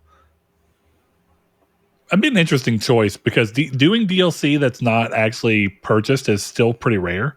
Yeah. Like, we're seeing it with Sonic Frontiers this year, but I think that Sega is just trying to capitalize on really positive energy and sentiment towards Sonic right now. Definitely a Sonic 3D game, which has not been a sentence that people have been able to say as a majority of the fan group in a long time. So I think that they're looking on, we got a lot of goodwill for Sonic as an IP right now. If we're smart, we capitalize on that with a free update for a game that people were iffy on and turned out to be a big hit for us. Facts. I think it's smart. I see the thought process behind it, but I don't think most developers would do that. Though maybe Larian and their infinite wisdom of independence would be able to be like, hey, our game's already doing like crazy numbers. What if we also announced free DLC? Well, that's the thing. It's mods. They didn't even have to make even more people. They just sure. They just pay the guys a pittance because that's what they would get off it, and then they put it out on console in an update, and it's just free. So they'll just mod Bethesda update. it. Yeah, they'll just say, "Hey, we've repackaged Skyrim, basically doing nothing for $70, but you can fish." Yeah, and listen, that's huge. Dude, that is the most bold. Like, part of me is not even upset about it because it's just dick swinging. Yeah, it's just being like, "Yeah, we did it. We could. You're gonna buy it? Of course we did it." And then we'll tell you the extra $10 is because we have new content, but the new content's just fishing that someone else made for us. Do you think they're... That's fucking bold. Okay, that is so funny. Give me a gut check, Brett. Are they ever going to release Skyrim again? Is there going to be another Skyrim edition? Yes. Yeah? You think so? Yes. 100%. All right. I like Even that. if it's just a remake, it'll happen. Skyrim remake, could you imagine? Yeah. Yeah, I could. Dude, the fact that there's a rumor about an Oblivion remake, all things are possible. Facts. That's fair. Dude, I'm going to tell you, Oblivion doesn't even need remade. I had a fucking blast playing it earlier this year. Yeah, it's awesome. But they're remaking it because people will buy it. Yeah. Including me. Gonna have to break out that Series S, X, Z. I mean, yeah, it's sitting there. Xbox 720. Waiting for my Starfield. Where the fuck is my Starfield console cover, Microsoft? I paid you 50 big ones for it. 50 quid. And it's not even here, and Starfield's out. Yeah. What am I supposed to play Starfield on? My PC? I can't play Starfield on a system that's not even Starfielded out. What the fuck is your problem? Speaking of weird custom editions, I want to have a quick chat about the D brands. We've solved the problem of no Spider-Man plates by coming out with our own ones. I don't know why that company annoys the shit out of me so much, but they really do. Dude, I'm gonna tell you, I don't understand Sony's thought process. We're gonna make a console with removable plates, and then we're gonna release next to no plates. And then when we finally do put out a new plate, we're going to make them so limited that it doesn't even matter. Like, at that point, why didn't you just make it to where you didn't do plates at all? You just did consoles and be like, well, fuck it. If you want it, you're going to spend $500 more, you bitch. And then people go, yes, Sony Master, lick boot, hand money. I've fucking done it. I know what it's like. Because people spent $500 and bought the plates. Well, I know, but the people who really want it will spend $500 more. Valid. That's valid. Actually, what's more funny is they'll spend $600 because that's how much the Spider-Man PS5 was. Wow. Yeah, because it came with the game and everything. I've never bought a special edition like that. Never bought plenty of them. But the difference is that there was no way for you to get it any other way. Yeah. Well, you got a special edition. I've never bought a special edition console specifically because it was a special edition console. But my last PS4 Pro was the Battlefront 2 one. And I don't know if I've ever told this story on the show, but you've worked at GameStop, so you'll understand. I opened the box and tried to trade in Battlefront 2 the same day I bought the bundle. And the guy was like, you can't do that. So I went outside and came back in and traded it in. Yep. Because it was in the packaging. Yeah, exactly. But you can't open the packaging in front of them because then they say, well, we saw you do it. Yeah. You know what's so dumb about that, though? You know the reason that you're not supposed to be able to do that? Why? Oh, it's not for resale? Is because it could be stolen. I bought the console from that GameStop and tried to trade it in at the GameStop. Ours, I let people do it. Right. And I told my manager, I said, if they bought it from us and they pull the game out and they do that, of course I'm going to let them trade it in without opening. That's so stupid. Yeah. Yeah, he wouldn't do and it, then, so I had to leave. He get mad at me sometimes, but I'd legit do this. If it was a game that we already had copies of out on the floor, I'd keep it sealed and put it in the back stock. So if someone bought it, I'd give them basically a brand new one and be like, congratulations. Because one thing that GameStop did that used to piss me off as someone who worked there, and I said it, I love buying new games, and it is not a new game if I give someone an open case with a disc that's not even in the package and I put a sticker on it. A little circle sticker. I never put a sticker on a single new game. And one time our district manager came out and he said, why didn't you put a sticker on that? I said, Frank, if you think I'm going to put a sticker that leaves behind residue that's next to impossible to get off on what's supposed to be a new game, the fact that they're not riding our ass right now for selling them a new game that's in an open case should be enough for you to be happy for the fact that we even sold the goddamn game. But then they go, well, how are we supposed to know if it was open if they try to return it? Don't open it yourself, dick face. Yeah. Right. Yeah. You don't take the cellophane off of it and we're good. We know if they opened it. Right, exactly. So why would they do that? What's the reason? To put the discs in sleeves so they can put it back in the case? Nope. It's just because we didn't get sent display units. We didn't get sent empty cases with the art on there to put out on the shelf. So you open a game or two to put them out there. And you normally do it with more than one so that when someone grabs one of the cases of the new hot game, that they don't take the only one out there. So you do it like 2 or 3 of them stacked on top of each other. So that as people keep doing it, you have time to go back out there and restock it. Huh. But I fucking hated that rule. I to this day, I hate it. Yeah, that's pretty crazy. I don't like that at all. I told them what we should do because after I'd been there for about 2 years, they switched to the low tax stickers because I don't know if you ever had GameStop stickers back in like 2007, 2006, when it was like trying to like pull the skin off of someone's face and you're like, why the fuck won't it come off? Yeah. And then we finally switched to the low tax stickers that you're supposed to just be able to pull off, and they're not supposed to leave residue behind. Every now and then they do, but it's a lot better than what was there before. Mm-hmm. I was like, why don't they just print GameStop versions of low tax stickers that we can put on the front, and that way we can tell if someone opened it, like if the seal's been broken. But the problem there is because it's low tax, if you're careful enough, you could just open and then reseal it. Yeah, and we'd never know.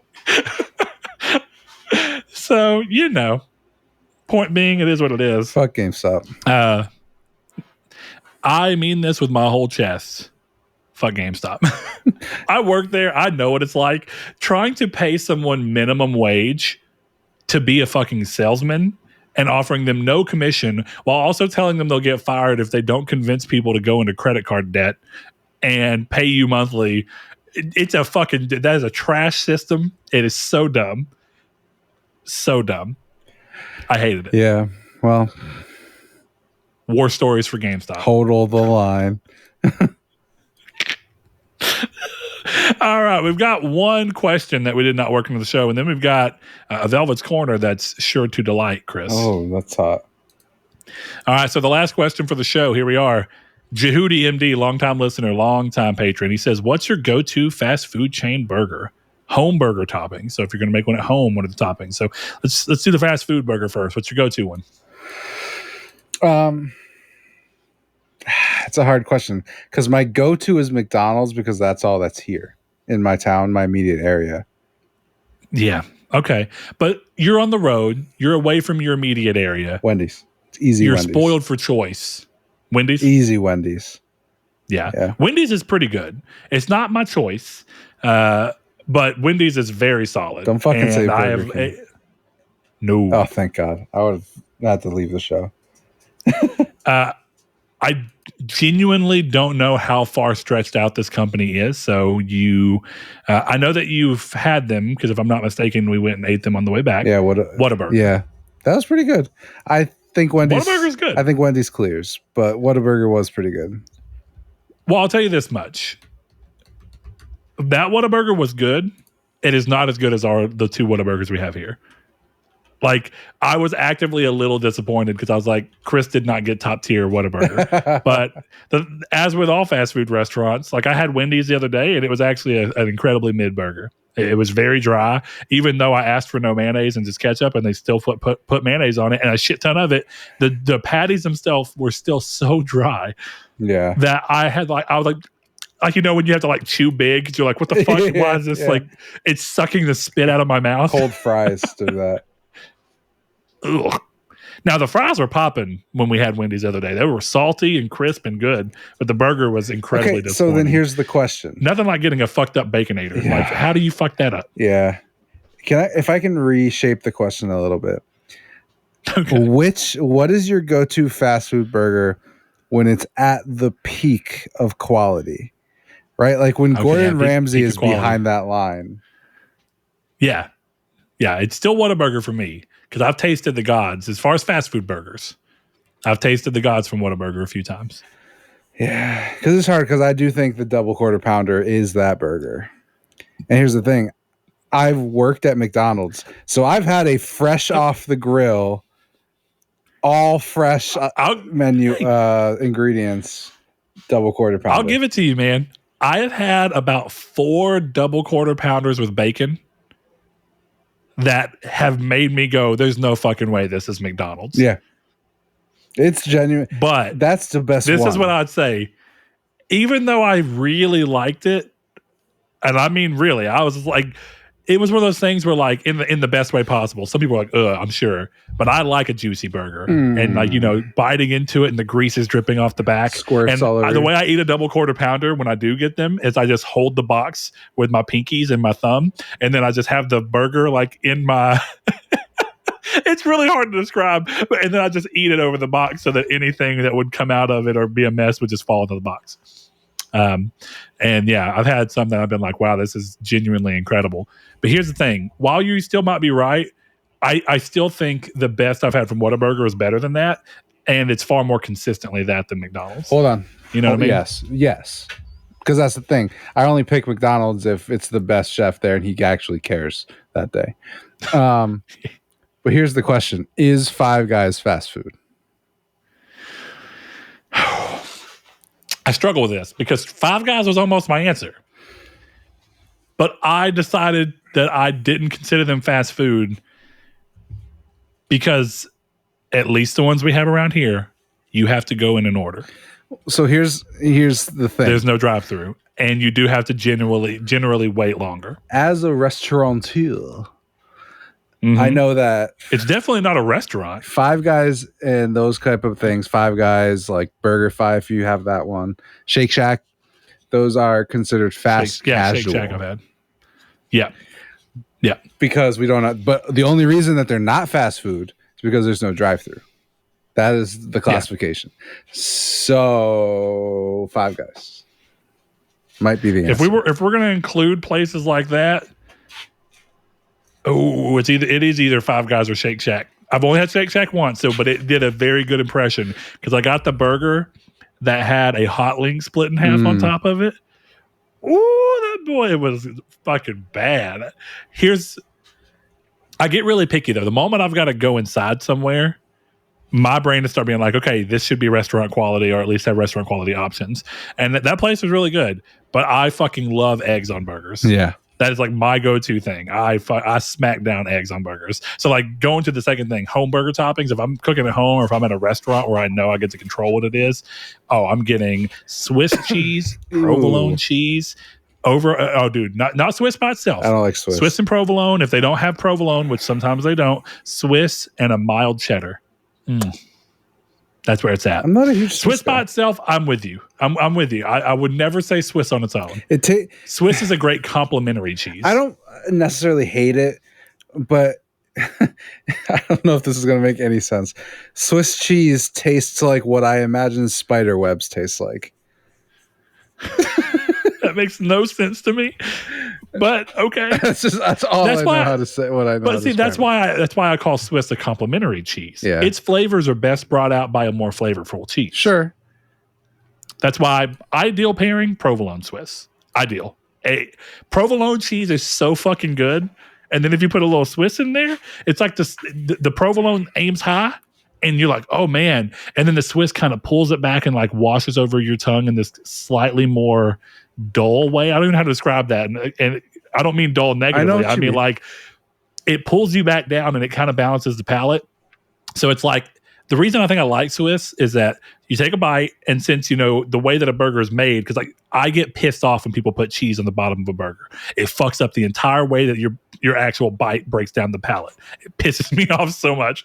So when it's done correctly, your cheeses should be the thing hitting. So you have your cheese, the provolone hits, you start to be like, oh shit, this is a lot of flavor. This is really good. And then the Swiss comes in and it kind of cleanses your palate, brings it back down to a more neutral flavor that's still flavorful, but it's not super strong. And then the meat hits your tongue and you're like, I needed that little palate cleanser for a second right before the meat hit. And like if you have an egg on it, it should be egg. You get that eggy flavor, right? You get a little, if you do it with the yolk, you'll get a little bit of that. And then the cheese will hit in. and then the Swiss, and then the meat. Oh man, bacon, egg, and then those two cheeses is like egg, grits, if I can sausage, make a bacon, burger. Egg. Here's the thing about eggs, though. When you do eggs on burgers, I'm assuming you do. Do you? No, not. Oh, not you're not an egg. I'm not. It's not that I'm not an egg person. I do like eggs, but I'm not. I'm not usually doing it. Okay. When you do it, or when you're looking at doing it, and you phrasing, and when you have the opportunity, how do you do your egg? Do you cook over hard, over medium, over easy? Oh, runny, 100%. Yeah, runny. So here's the thing: runny is ideal. If I'm eating an egg on a burger and it doesn't explode, there's a problem. So look, I'll tell you the reasoning. I usually do over hard because I'm usually eating at a restaurant where it's not the last thing I'm doing for that day. And since I have this beard, runny egg yolk is fucking delicious, but it's messy and it gets all over your face. So God damn if it. the last thing I'm doing that day, I know, phrasing. Yeah, thank you. If it's the last thing I'm doing that day, then I'll spread those little bun cheeks, and dive all in with a runny yolk. But if I have other things to do that day, over hard is typically where I go because you get a lot of the flavor of the yolk, but you don't have to worry about it running on you. All right. It's not as good. There's nothing like dipping a burger in the yolk that's already run out. Oh, man, that's like, dude, like steak and eggs, over easy eggs with a good steak. That shit slaps so hard. We're just on a tangent. This is the shortest episode of Triangle Squared we've ever done, so I feel like I can go on a tangent for a second. Me and my dad have been talking, and I've always wanted to. I'm my job title is chef. I do that stuff. I want to open a restaurant, and my dad and I were talking about doing a Puerto Rican restaurant. I think would be great. Okay. So I have two ideas. I want to do some American fusion stuff, but I also have this idea of taking the food that's there, like the rice, the arroz con pollo, and like with beans, and put that in a burrito. So it's Puerto Rican style burritos with like the white rice, the pernil, some guac, some that stuff. Fucking okay, like a mofongo burrito. But I came up with this today, right? And I'm gonna try and make it on Saturday, like a little proof of concept. I want to do ribs over yellow rice and plantains. That's the dish. And then a homemade barbecue sauce that's homemade. It's not like fucking Frank's, with the Goya adobo seasoning in it, marinated in some chilies. And that's the glaze. You glaze it, put it in the oven. Dude, I think that shit would be fucking phenomenal. Whoa. So good that your camera falls. He's like, fuck your story. Your camera was like, bro, that sounds good. He leaned over drooling and just fell right off. I think it'd be, I really want to do that. I was telling him. That sounds good. I'm like, we should do it. And then we just do the burritos on DoorDash, and then we have the regular restaurant. But yeah, when I open it up, I'll make sure to tell everyone you guys can all come to Connecticut. All right, Chris, are you ready to go into the sexiest part of the show? Yeah, put me in a corner. Okay, I'm going to put you in a corner. I don't know if you're ready for it. Corner. Oh, yeah? Well, guess what? Velvet's Corner.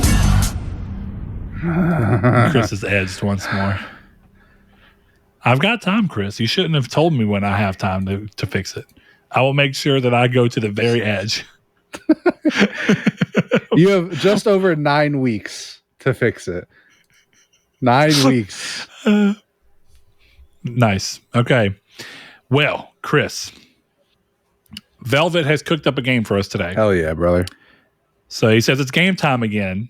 Can you guess the highest rated games on Metacritic for each year from 2010 to 2020? You can discuss your answers with each other, but remember, it's a competition, so disagreements are encouraged. Some years have multiple games with the same score. You'll be awarded a point for each game you guessed correctly. The loser needs to send a tweet saying, anyone up for a Destiny 2 grinding session? Nope, I won't even do that. I just won't do it. I'm sorry, Velvet. So many people are going to be like, for real? The problem is like Sean would like take it seriously, be like yes. Sean would be like, "Ugh." All right, I pulled out my laptop. I'm going to take score. I hope this is a little bit softer than my mechanical keyboard on my PC. All right, what years are we doing? Yeah. All right, so we're doing 2010 through 2020. All right. One game each year. All right. Like he said, some games or some years have got multiple games at the same score as the highest. So what we've got to do is try and remember in our heads. We got to go through a journey through time. So we're going to start with 2010. Chris, think of yourself. It's 2010. What are the big games that have come out? I don't fucking remember. Can we pull up a list of the game releases at least? As long as your list doesn't include any kind of Metacritic score, sure. Okay. Well, what do you think? Gotta be careful. Well, the game that first came to my mind, there's actually 3 games in particular that come to mind. Okay. So the 3 games that come to mind are Mass Effect 2, if I'm not mistaken, was 2010. God of War 3, which was 2010 for sure. I know that with absolute certainty. And then Red Dead Redemption 2, if I'm not mistaken, was late 2010. You mean just regular Red Dead Redemption? Oh, did I say 2? I mean Red Dead Redemption 1, yes. Yeah, Red Dead Redemption 1. Huh. I think the answer is Red Dead. I'm trying to think of more games though, because was there a Mario Galaxy game that year?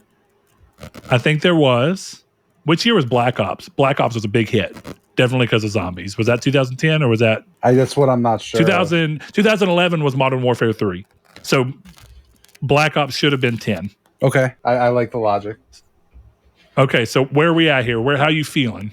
There's one more game I love, but I don't think it's a high rated, or I don't think it's high enough rated to be that. It's Heavy Rain. Heavy Rain's incredible. One of my favorite games I played that year. If I had to guess, that game is maybe mid-80s in Metacritic. Yeah. So I don't think that would land top of the list. Here's like Mass Effect 2 was such a big jump over the first one that it feels like a good choice, but God of War 3 was also a very highly rated game and a big conclusion. But then Red Dead's new IP from one of the most beloved studios in the, Red Dead feels right. Okay. I mean, I looked up not the Metacritic, but the list, which has given me my answer. So are you locking in Red Dead? Yeah, fuck it. I'm saying Red Dead. Okay. Mario Galaxy. Okay, so there was a Mario Galaxy that year? Yeah. I didn't hear you ask. Was it the first That's my one? fault. Yeah, it was Mario Galaxy 1. Are you sure it wasn't 2? I thought the first Galaxy 2. Was like... You're right, it was Galaxy I'm about to say Galaxy 1 was like 08 or 07 maybe. Yeah, it was like a Wii launch game. Galaxy 2, you're correct. It's my fault. Here's one good thing. He spoiler tagged the answers separately. Good, thank you. Glad you listened. So we don't have to worry about spoiling it. So for 2010, it is Super Mario Galaxy 2. Yeah, you're right. Sense. I wish I had realized what it was, but you forced me to lock it in, so it's okay. I didn't force you. I said, do you want to look it up? And you said yes, and I said, okay, I did. Okay, it is 2011. So when you look at 2011 games, there's a ton of fucking options. Resistance 3, Killzone 2, or Killzone 3, Little Big Planet 2.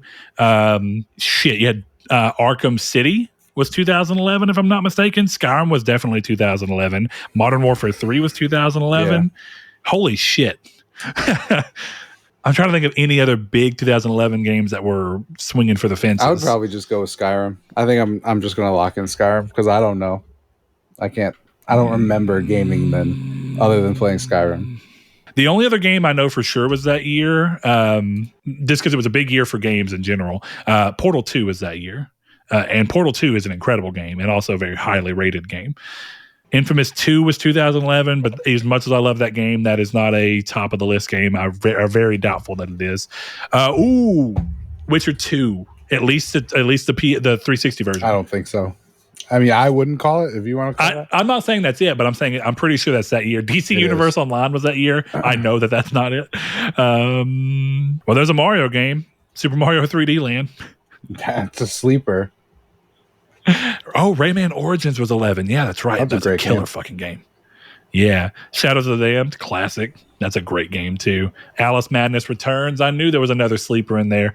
Fantastic game, dude. Not a high rated game by any means. Oh, Mortal Kombat's reboot was that year. Man, dude, 2011 was also stacked.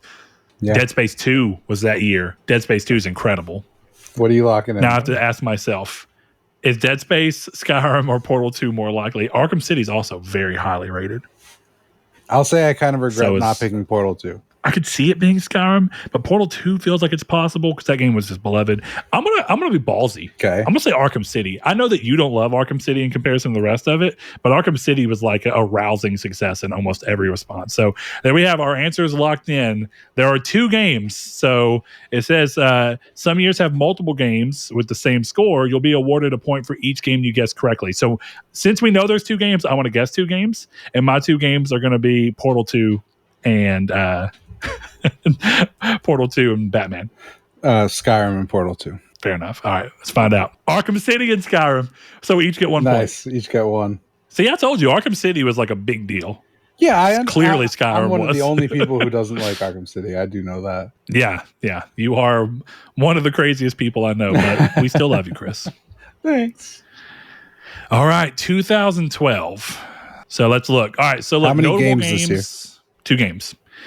This is the top page. You know how it just says video games? I went to Google and put 2012 video games. So we have Borderlands 2, Dishonored, Mass Effect 3, Far Cry 3, XCOM Enemy Unknown, Journey. Ooh, Journey is a pretty good one.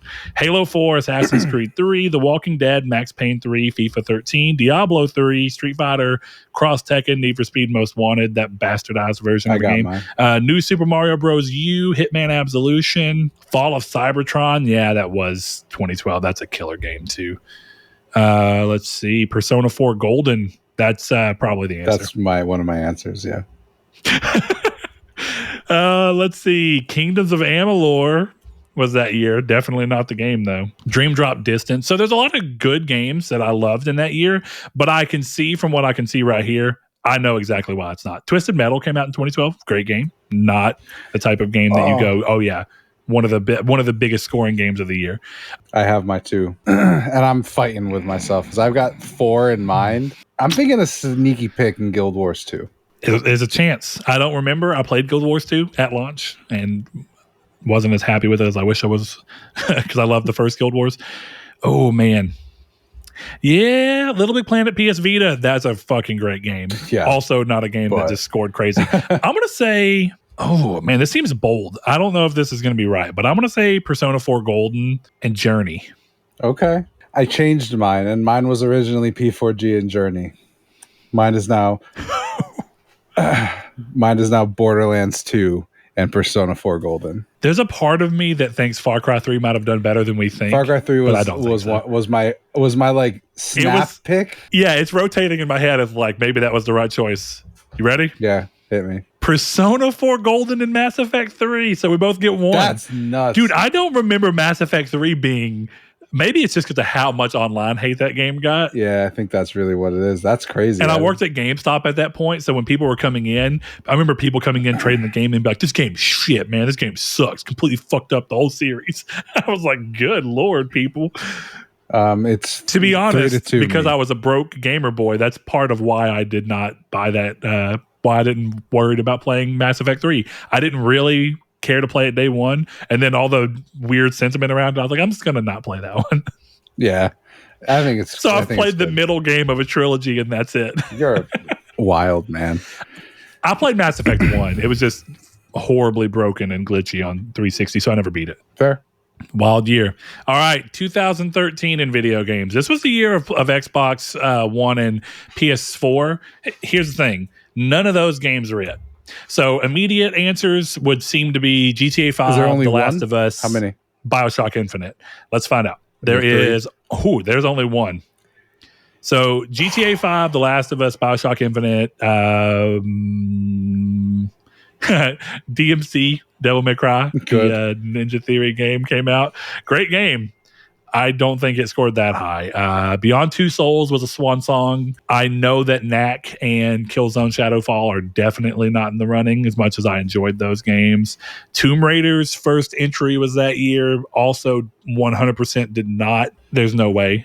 A Link Between Worlds came out that year. That game, pretty highly rated if I remember. Crysis 3, but I don't think that game was as beloved. God of War Ascension was 2013. That was one of the other swan songs, but that game almost sank God of War as a franchise. Yeah, it did. So I don't think there's no way it did that well. Dead Space 3 was 2013. I'm going The Last of Us. I know that game.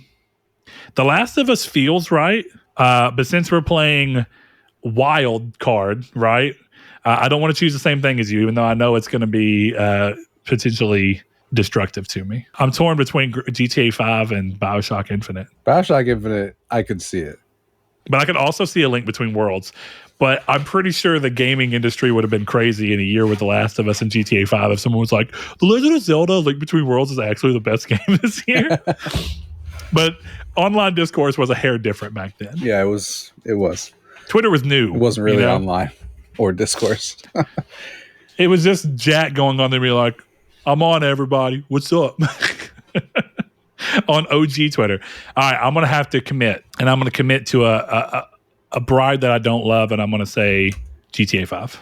Reveal it. I feel like that's not the answer, but let's find out. You ready? Yeah, hit me. Grand Theft Auto 5. Damn. Yeah. All right. I'm not going to lie. I'm a little surprised. The Last of Us was like a critical darling. It's one of those weird things where like I'm not surprised, but I'm surprised. A little surprised? Yeah. Okay, 2014 is also a single game. So I know that The Witcher 3 was 15. The Order was 15. Let's think through. It's kind of a slow year for games. Alien Isolation, I've Googled it.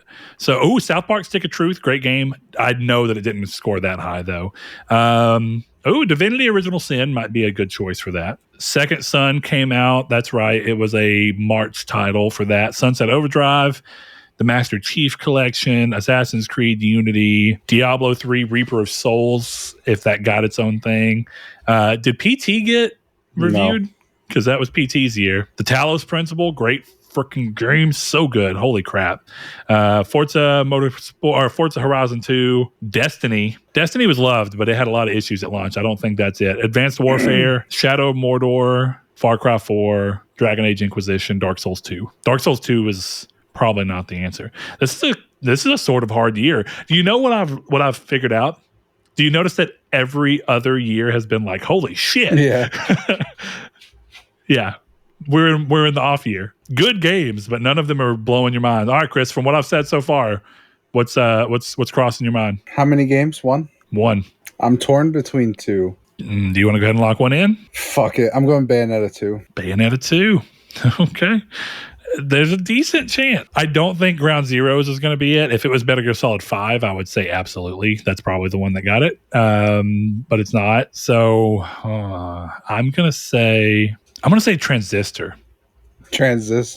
Okay. Let's find out. Hold on. I'm going to bet that it was actually Dragon Age Inquisition. I was trying to remember, but I don't know. It won Game of the Year at the Keeleys. That's the only reason I'm thinking. It did. Yeah, you're not wrong. All right, let's see what the actual reveal is. 2014. Grand Theft Auto 5? Grand Theft Auto 5 again. I forgot it got the remaster. I don't feel like that should count. What's the second best one? All right, hold on. I'm gonna pull an audible. We're going to Metacritic right now. All right, 2014 highest Metacritic. Holy shit, dude. Do you want to know how bad this year is, Chris? Yes. That is insane. Are you eating that? You got a mouthful of Jamaican? Yeah. Jamaican me hungry, Chris. Holy crap, dude. All right, listen to this list. Grand Theft Auto 5, PS4. 2, Grand Theft Auto 5, Xbox One. 3, The Last of Us Remastered.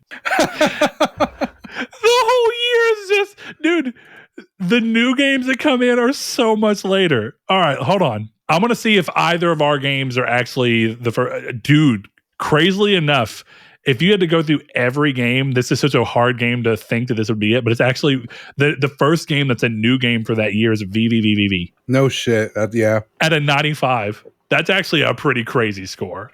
It's a fun game. That's pretty wild. And then the next one is Traps and Gemstones at a 93. That's and then crazy. I forgot about that. That was the year that Super Smash Bros. Came out for Wii U. That would have actually been a good choice, but I didn't even see that on there. All right, so neither of us got points that turn. All right, 2015. 2015 has got one game. The Witcher. It's between The Witcher 3, Metal Gear Solid 5, or Bloodborne. It's not between no anything. Doubt about it's it. The Witcher. You're probably right, but this is in the spirit of trying to, because who's in the lead right now? Are we tied? We're tied. Oh, Mario Maker is 2015, and as weird as that sounds, that could be a game. That could be a game that hopped up and just completely blew everyone away. It could be. That would not. It didn't have to be the. Yeah, it would not have to be the the game everyone was talking about necessarily. I don't see anything else that's immediately screaming 2015 as like big game. I was gonna say Bloodborne. So what are you going for? Witcher. You're going Witcher. Okay, I'm going Bloodborne. I think there's a good chance it might be Metal Gear Solid though. I agree. No way. No way. Hold on. Grand Theft Auto 5? Yes. Wait, what? I was joking. This feels like a joke. How is that possible? Dude, what for PC? You were fucking kidding me. What's the next one? I don't give a shit about that. Metal Gear Solid 5. Okay. Well, we both don't get points either way. We both lost. I should have went ballsy that way. If that would have been it, I think I would have taken it on if I chose that one, I would have called that a technicality win. All right, 2016. Dude, in a year, hold the fuck up. In a year with The Witcher, Bloodborne, and Metal Gear Solid 5, how the fuck does Grand Theft Auto 5 take the cake again? Dude, honestly, because nobody probably updated the reviews. They're just like, yeah, it's still a 10. Like it's on PC again? Still 10. Yeah. Still 10. Okay. I played it on PC. It wasn't broken. 10. I'm going to make a prediction. I don't know how this could possibly be true, but knowing Velvet, there's a twist here. Is the answer for every other year Grand Theft Auto 5? That would be so funny. All right, hold on. 2016's 2 games. Okay. All right. Grand Theft Auto 5 and The Last of Us Remastered. You got it. You got it figured out. Okay, Titanfall 2, Dark Souls 3, Uncharted 4, Doom, Gears of War 4, Dishonored 2. Dishonored 2 is actually very high rated. It just did not sell very well. The Witness, The Last Guardian, Watch Dogs 2, FIFA 17, Owlboy, I forgot about that, Ratchet and Clank PS4, Quantum Break, Pokemon Sun, Moon, Legend of Zelda, Twilight Princess Remaster. I don't even want to choose remasters. I don't want to play that game. Dragon Quest Builders, No Man's Sky. Do DLCs get individual scores? They can. Okay, are we going to count DLCs? Because Yes. I'm going to say if we're counting DLCs and they get their own Metacritic score, assuming that they do, I'm going to go with the final Witcher 3 expansion, which is Blood and Wine. Blood and Wine. So what do you have something you're going to go with? Titanfall 2, maybe? That was a pretty high rated game. You going to let your Stardew fandom shine? I'm going for Stardew and Persona 5. Dark Souls. So I've got one more game to choose too. Okay, Blood and Wine and Persona's actually probably it. You know what? Overwatch though. I feel like Dark Souls 3 ended up at like an 89.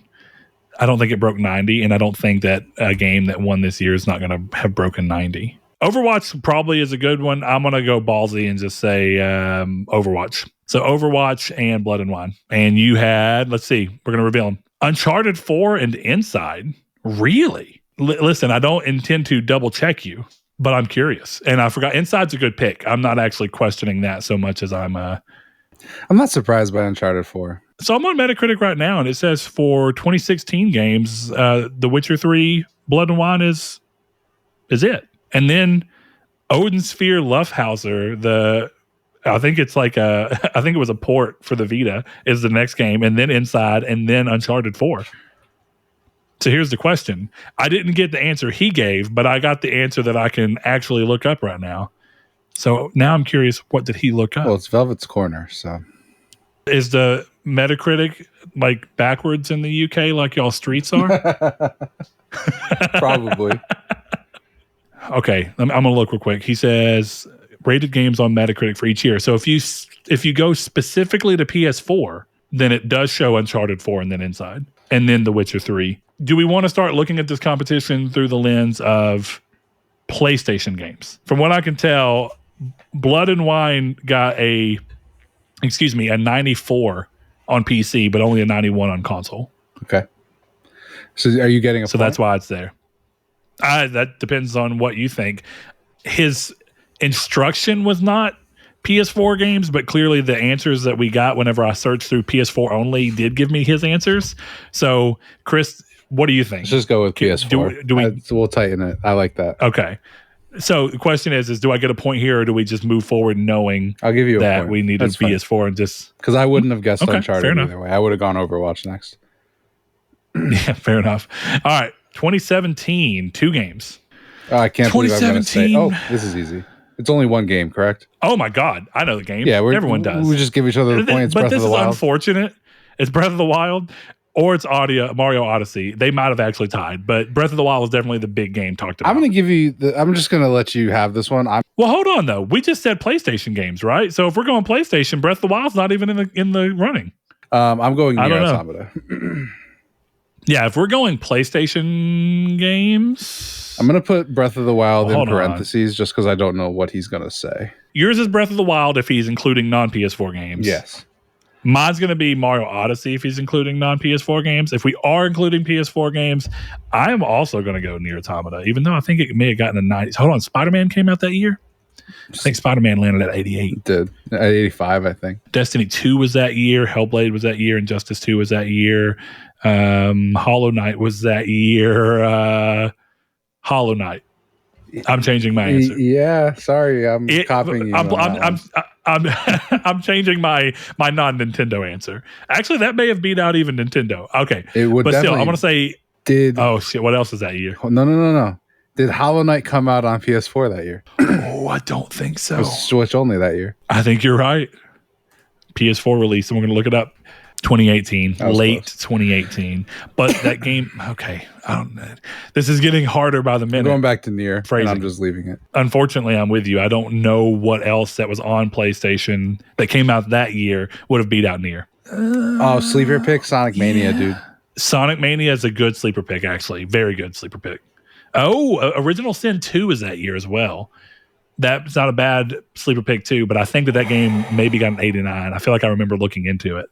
All right, I'm just sticking with Nier because I there's a part of me that almost wants to say Fortnite, and I know that's not right, but all right. So look, we're shaking it up. I don't want to do the same thing as you. I want to have a competition. I want to have the spirit of doing something different. So I love Nier Automata. It's one of my favorite games, but since you've already locked in on it, I'm gonna go ballsy and just say check if it's on PS4. I don't think it is. Fair enough. All right, hold on. Divinity 2, because they don't hit console until they did the enhanced edition back then, right? Yeah. All right, I'm going to the Wikipedia. That'll give me the August best 31st, information about when it came out. Okay, so it can't be that. Just one. Go with Nier. Son of a bitch. Wanting to win is part of competition, and if you think the answer is Nier, then you're not wrong. I'm seeing if there's any other game that I know for a fact hit that year that I think could have beat it out. The thing is, the reality is that we're both wrong. I don't it's probably see one. Cuphead. Well, that's not PlayStation. You're right. It was not on PlayStation that year. Resident Evil 7. So let's see. Oh, hold on. 2017 has 2 games. I didn't even realize that. Holy shit. Hold on. What? I'm taking Nier and RE7. I think Horizon was a upper 80s. I think it was 85. I don't think it broke 90. Yeah, that sounds right. Which is good for a new IP. Absolutely. By all means, that's actually pretty solid.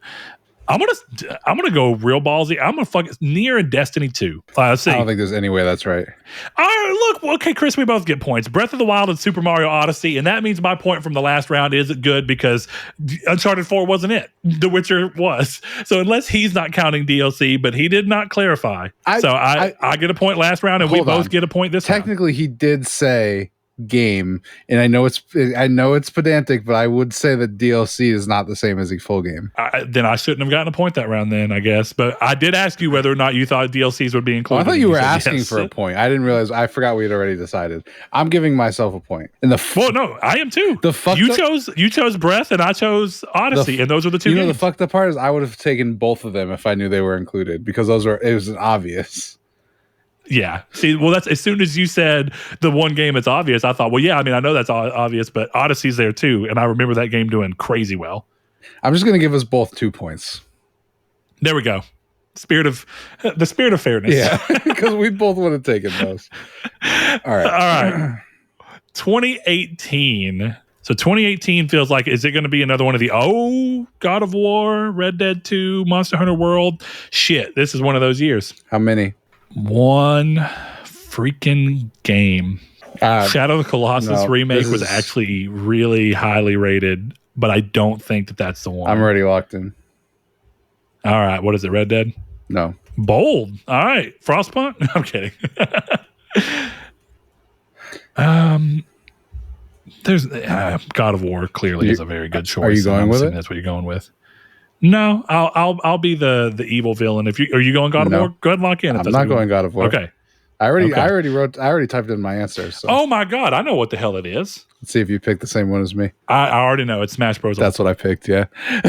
Yeah, there's no... That feels right, but still, Chris, you know what? In the essence of having a little more spirited competition, I think that's it, mind you. Yeah. I'm gonna go Red Dead 2. Okay. All right, let's see. Time is now. Red Dead 2! Fuck yeah! See, this is why competition. Hold on, check the other fucking leaderboard because he might have switched the rules again. Here, Chris, just for you, I'll do it. 2018 Metacritic scores. Red Dead 2 at a 90-7. I mean, God of War was a 94. Smash was a 93.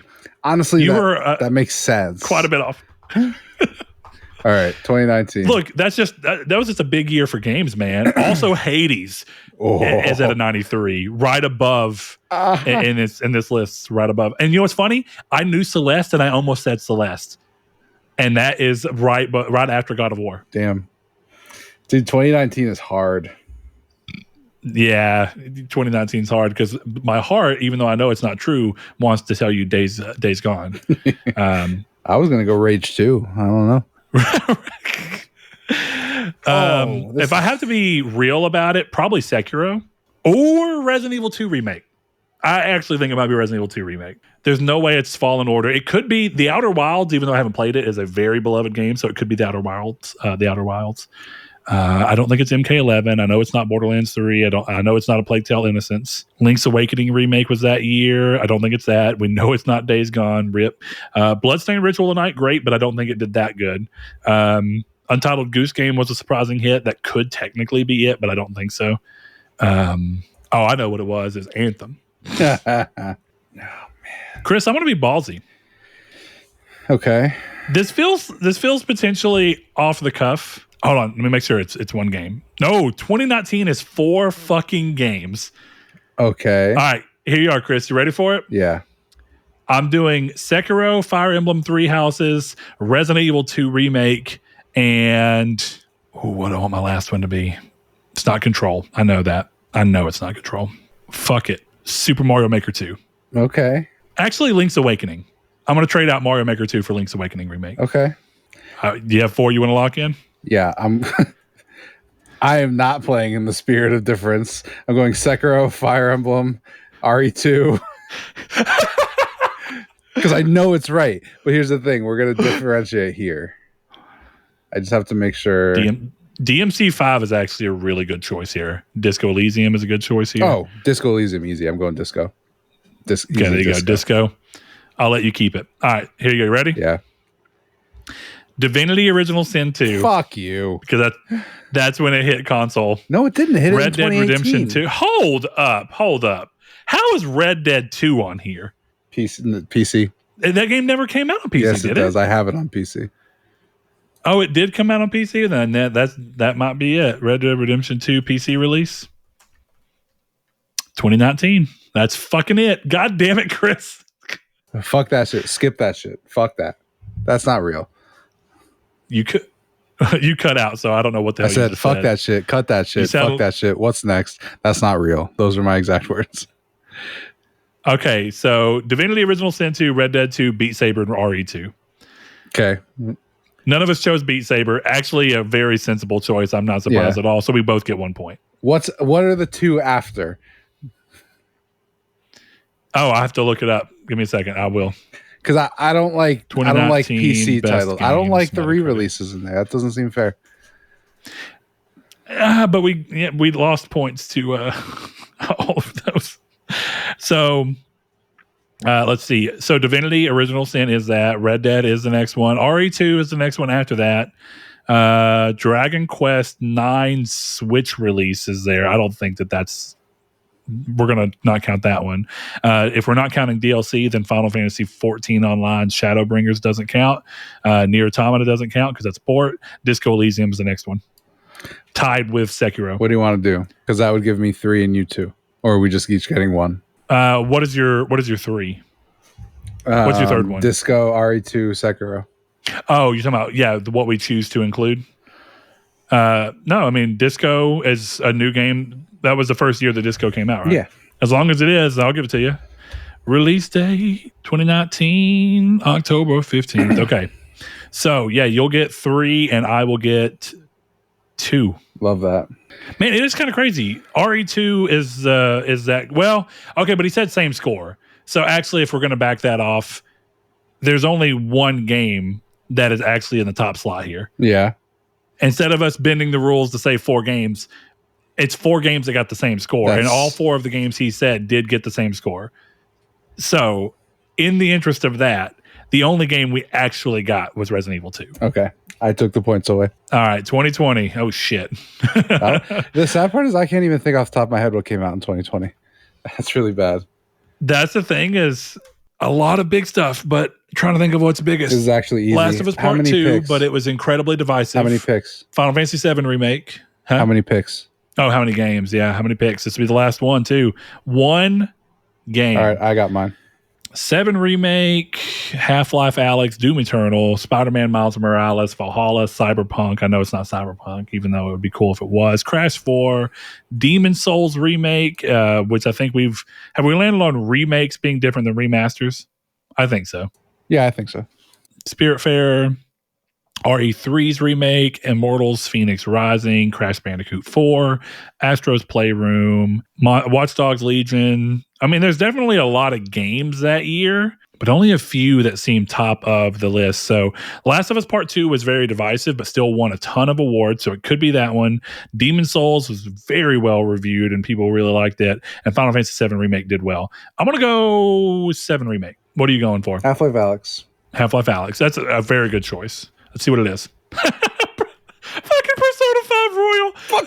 That's it. That's definitely the answer. Yeah. That is definitely the answer. Persona 5 Royal. And neither of us get a point. And it's a new game, technically, so. You feel validated. I do feel validated. Yeah, you feel validated. So you win. Because you love that game.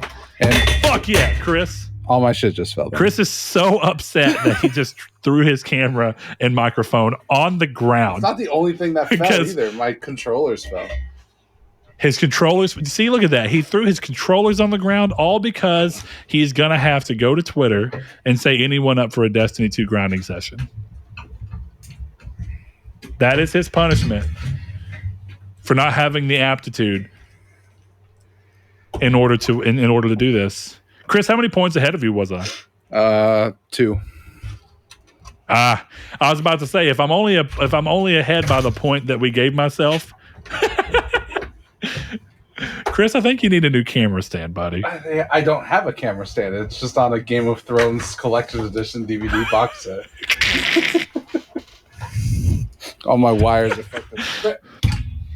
Just end the show. I'm just gonna have to hold my. All right.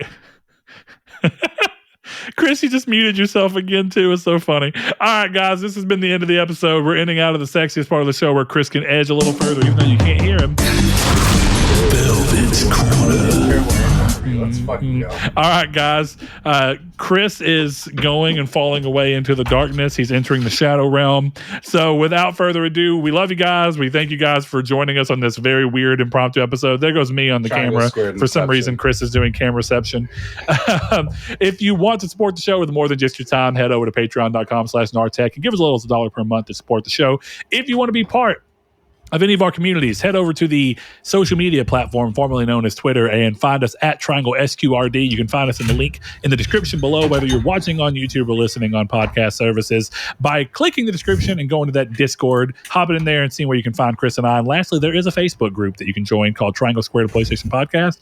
Ask to be put into there and we'll gladly have you in there, even though that's not so active these days. So either way, we'd love to hear from any of you. If you're new to the show and have stuck around this long through all of this, then hey, welcome. We're glad that you've stayed around. I hope you enjoyed it. Velvet, you've given us a very weird episode, and we broke and bent some rules, but hopefully you'll give us a little bit of freedom. Lastly, as a shout out to our patrons, what we always do at the end of any given episode is shout them out by name to thank them for supporting us. And without further ado, we'd like to shout out Spencer, Brandon Edwards, Alex, Barry Rogers, Easton328, Aztec King, Lecheon69, The Lord Corgi, Bailey Robertson, Mark Schutz, Cypher Primus, Kyle Grimm, Rude Days 93, Kevin Bacon Bits, Danny Villalobos, Jehudi MD, No Fate, Josh Ayers, Derek Porter, Donovan Williams, Matthew Green, and Sean Santarud. Thanks to each and every one of you. See you next week.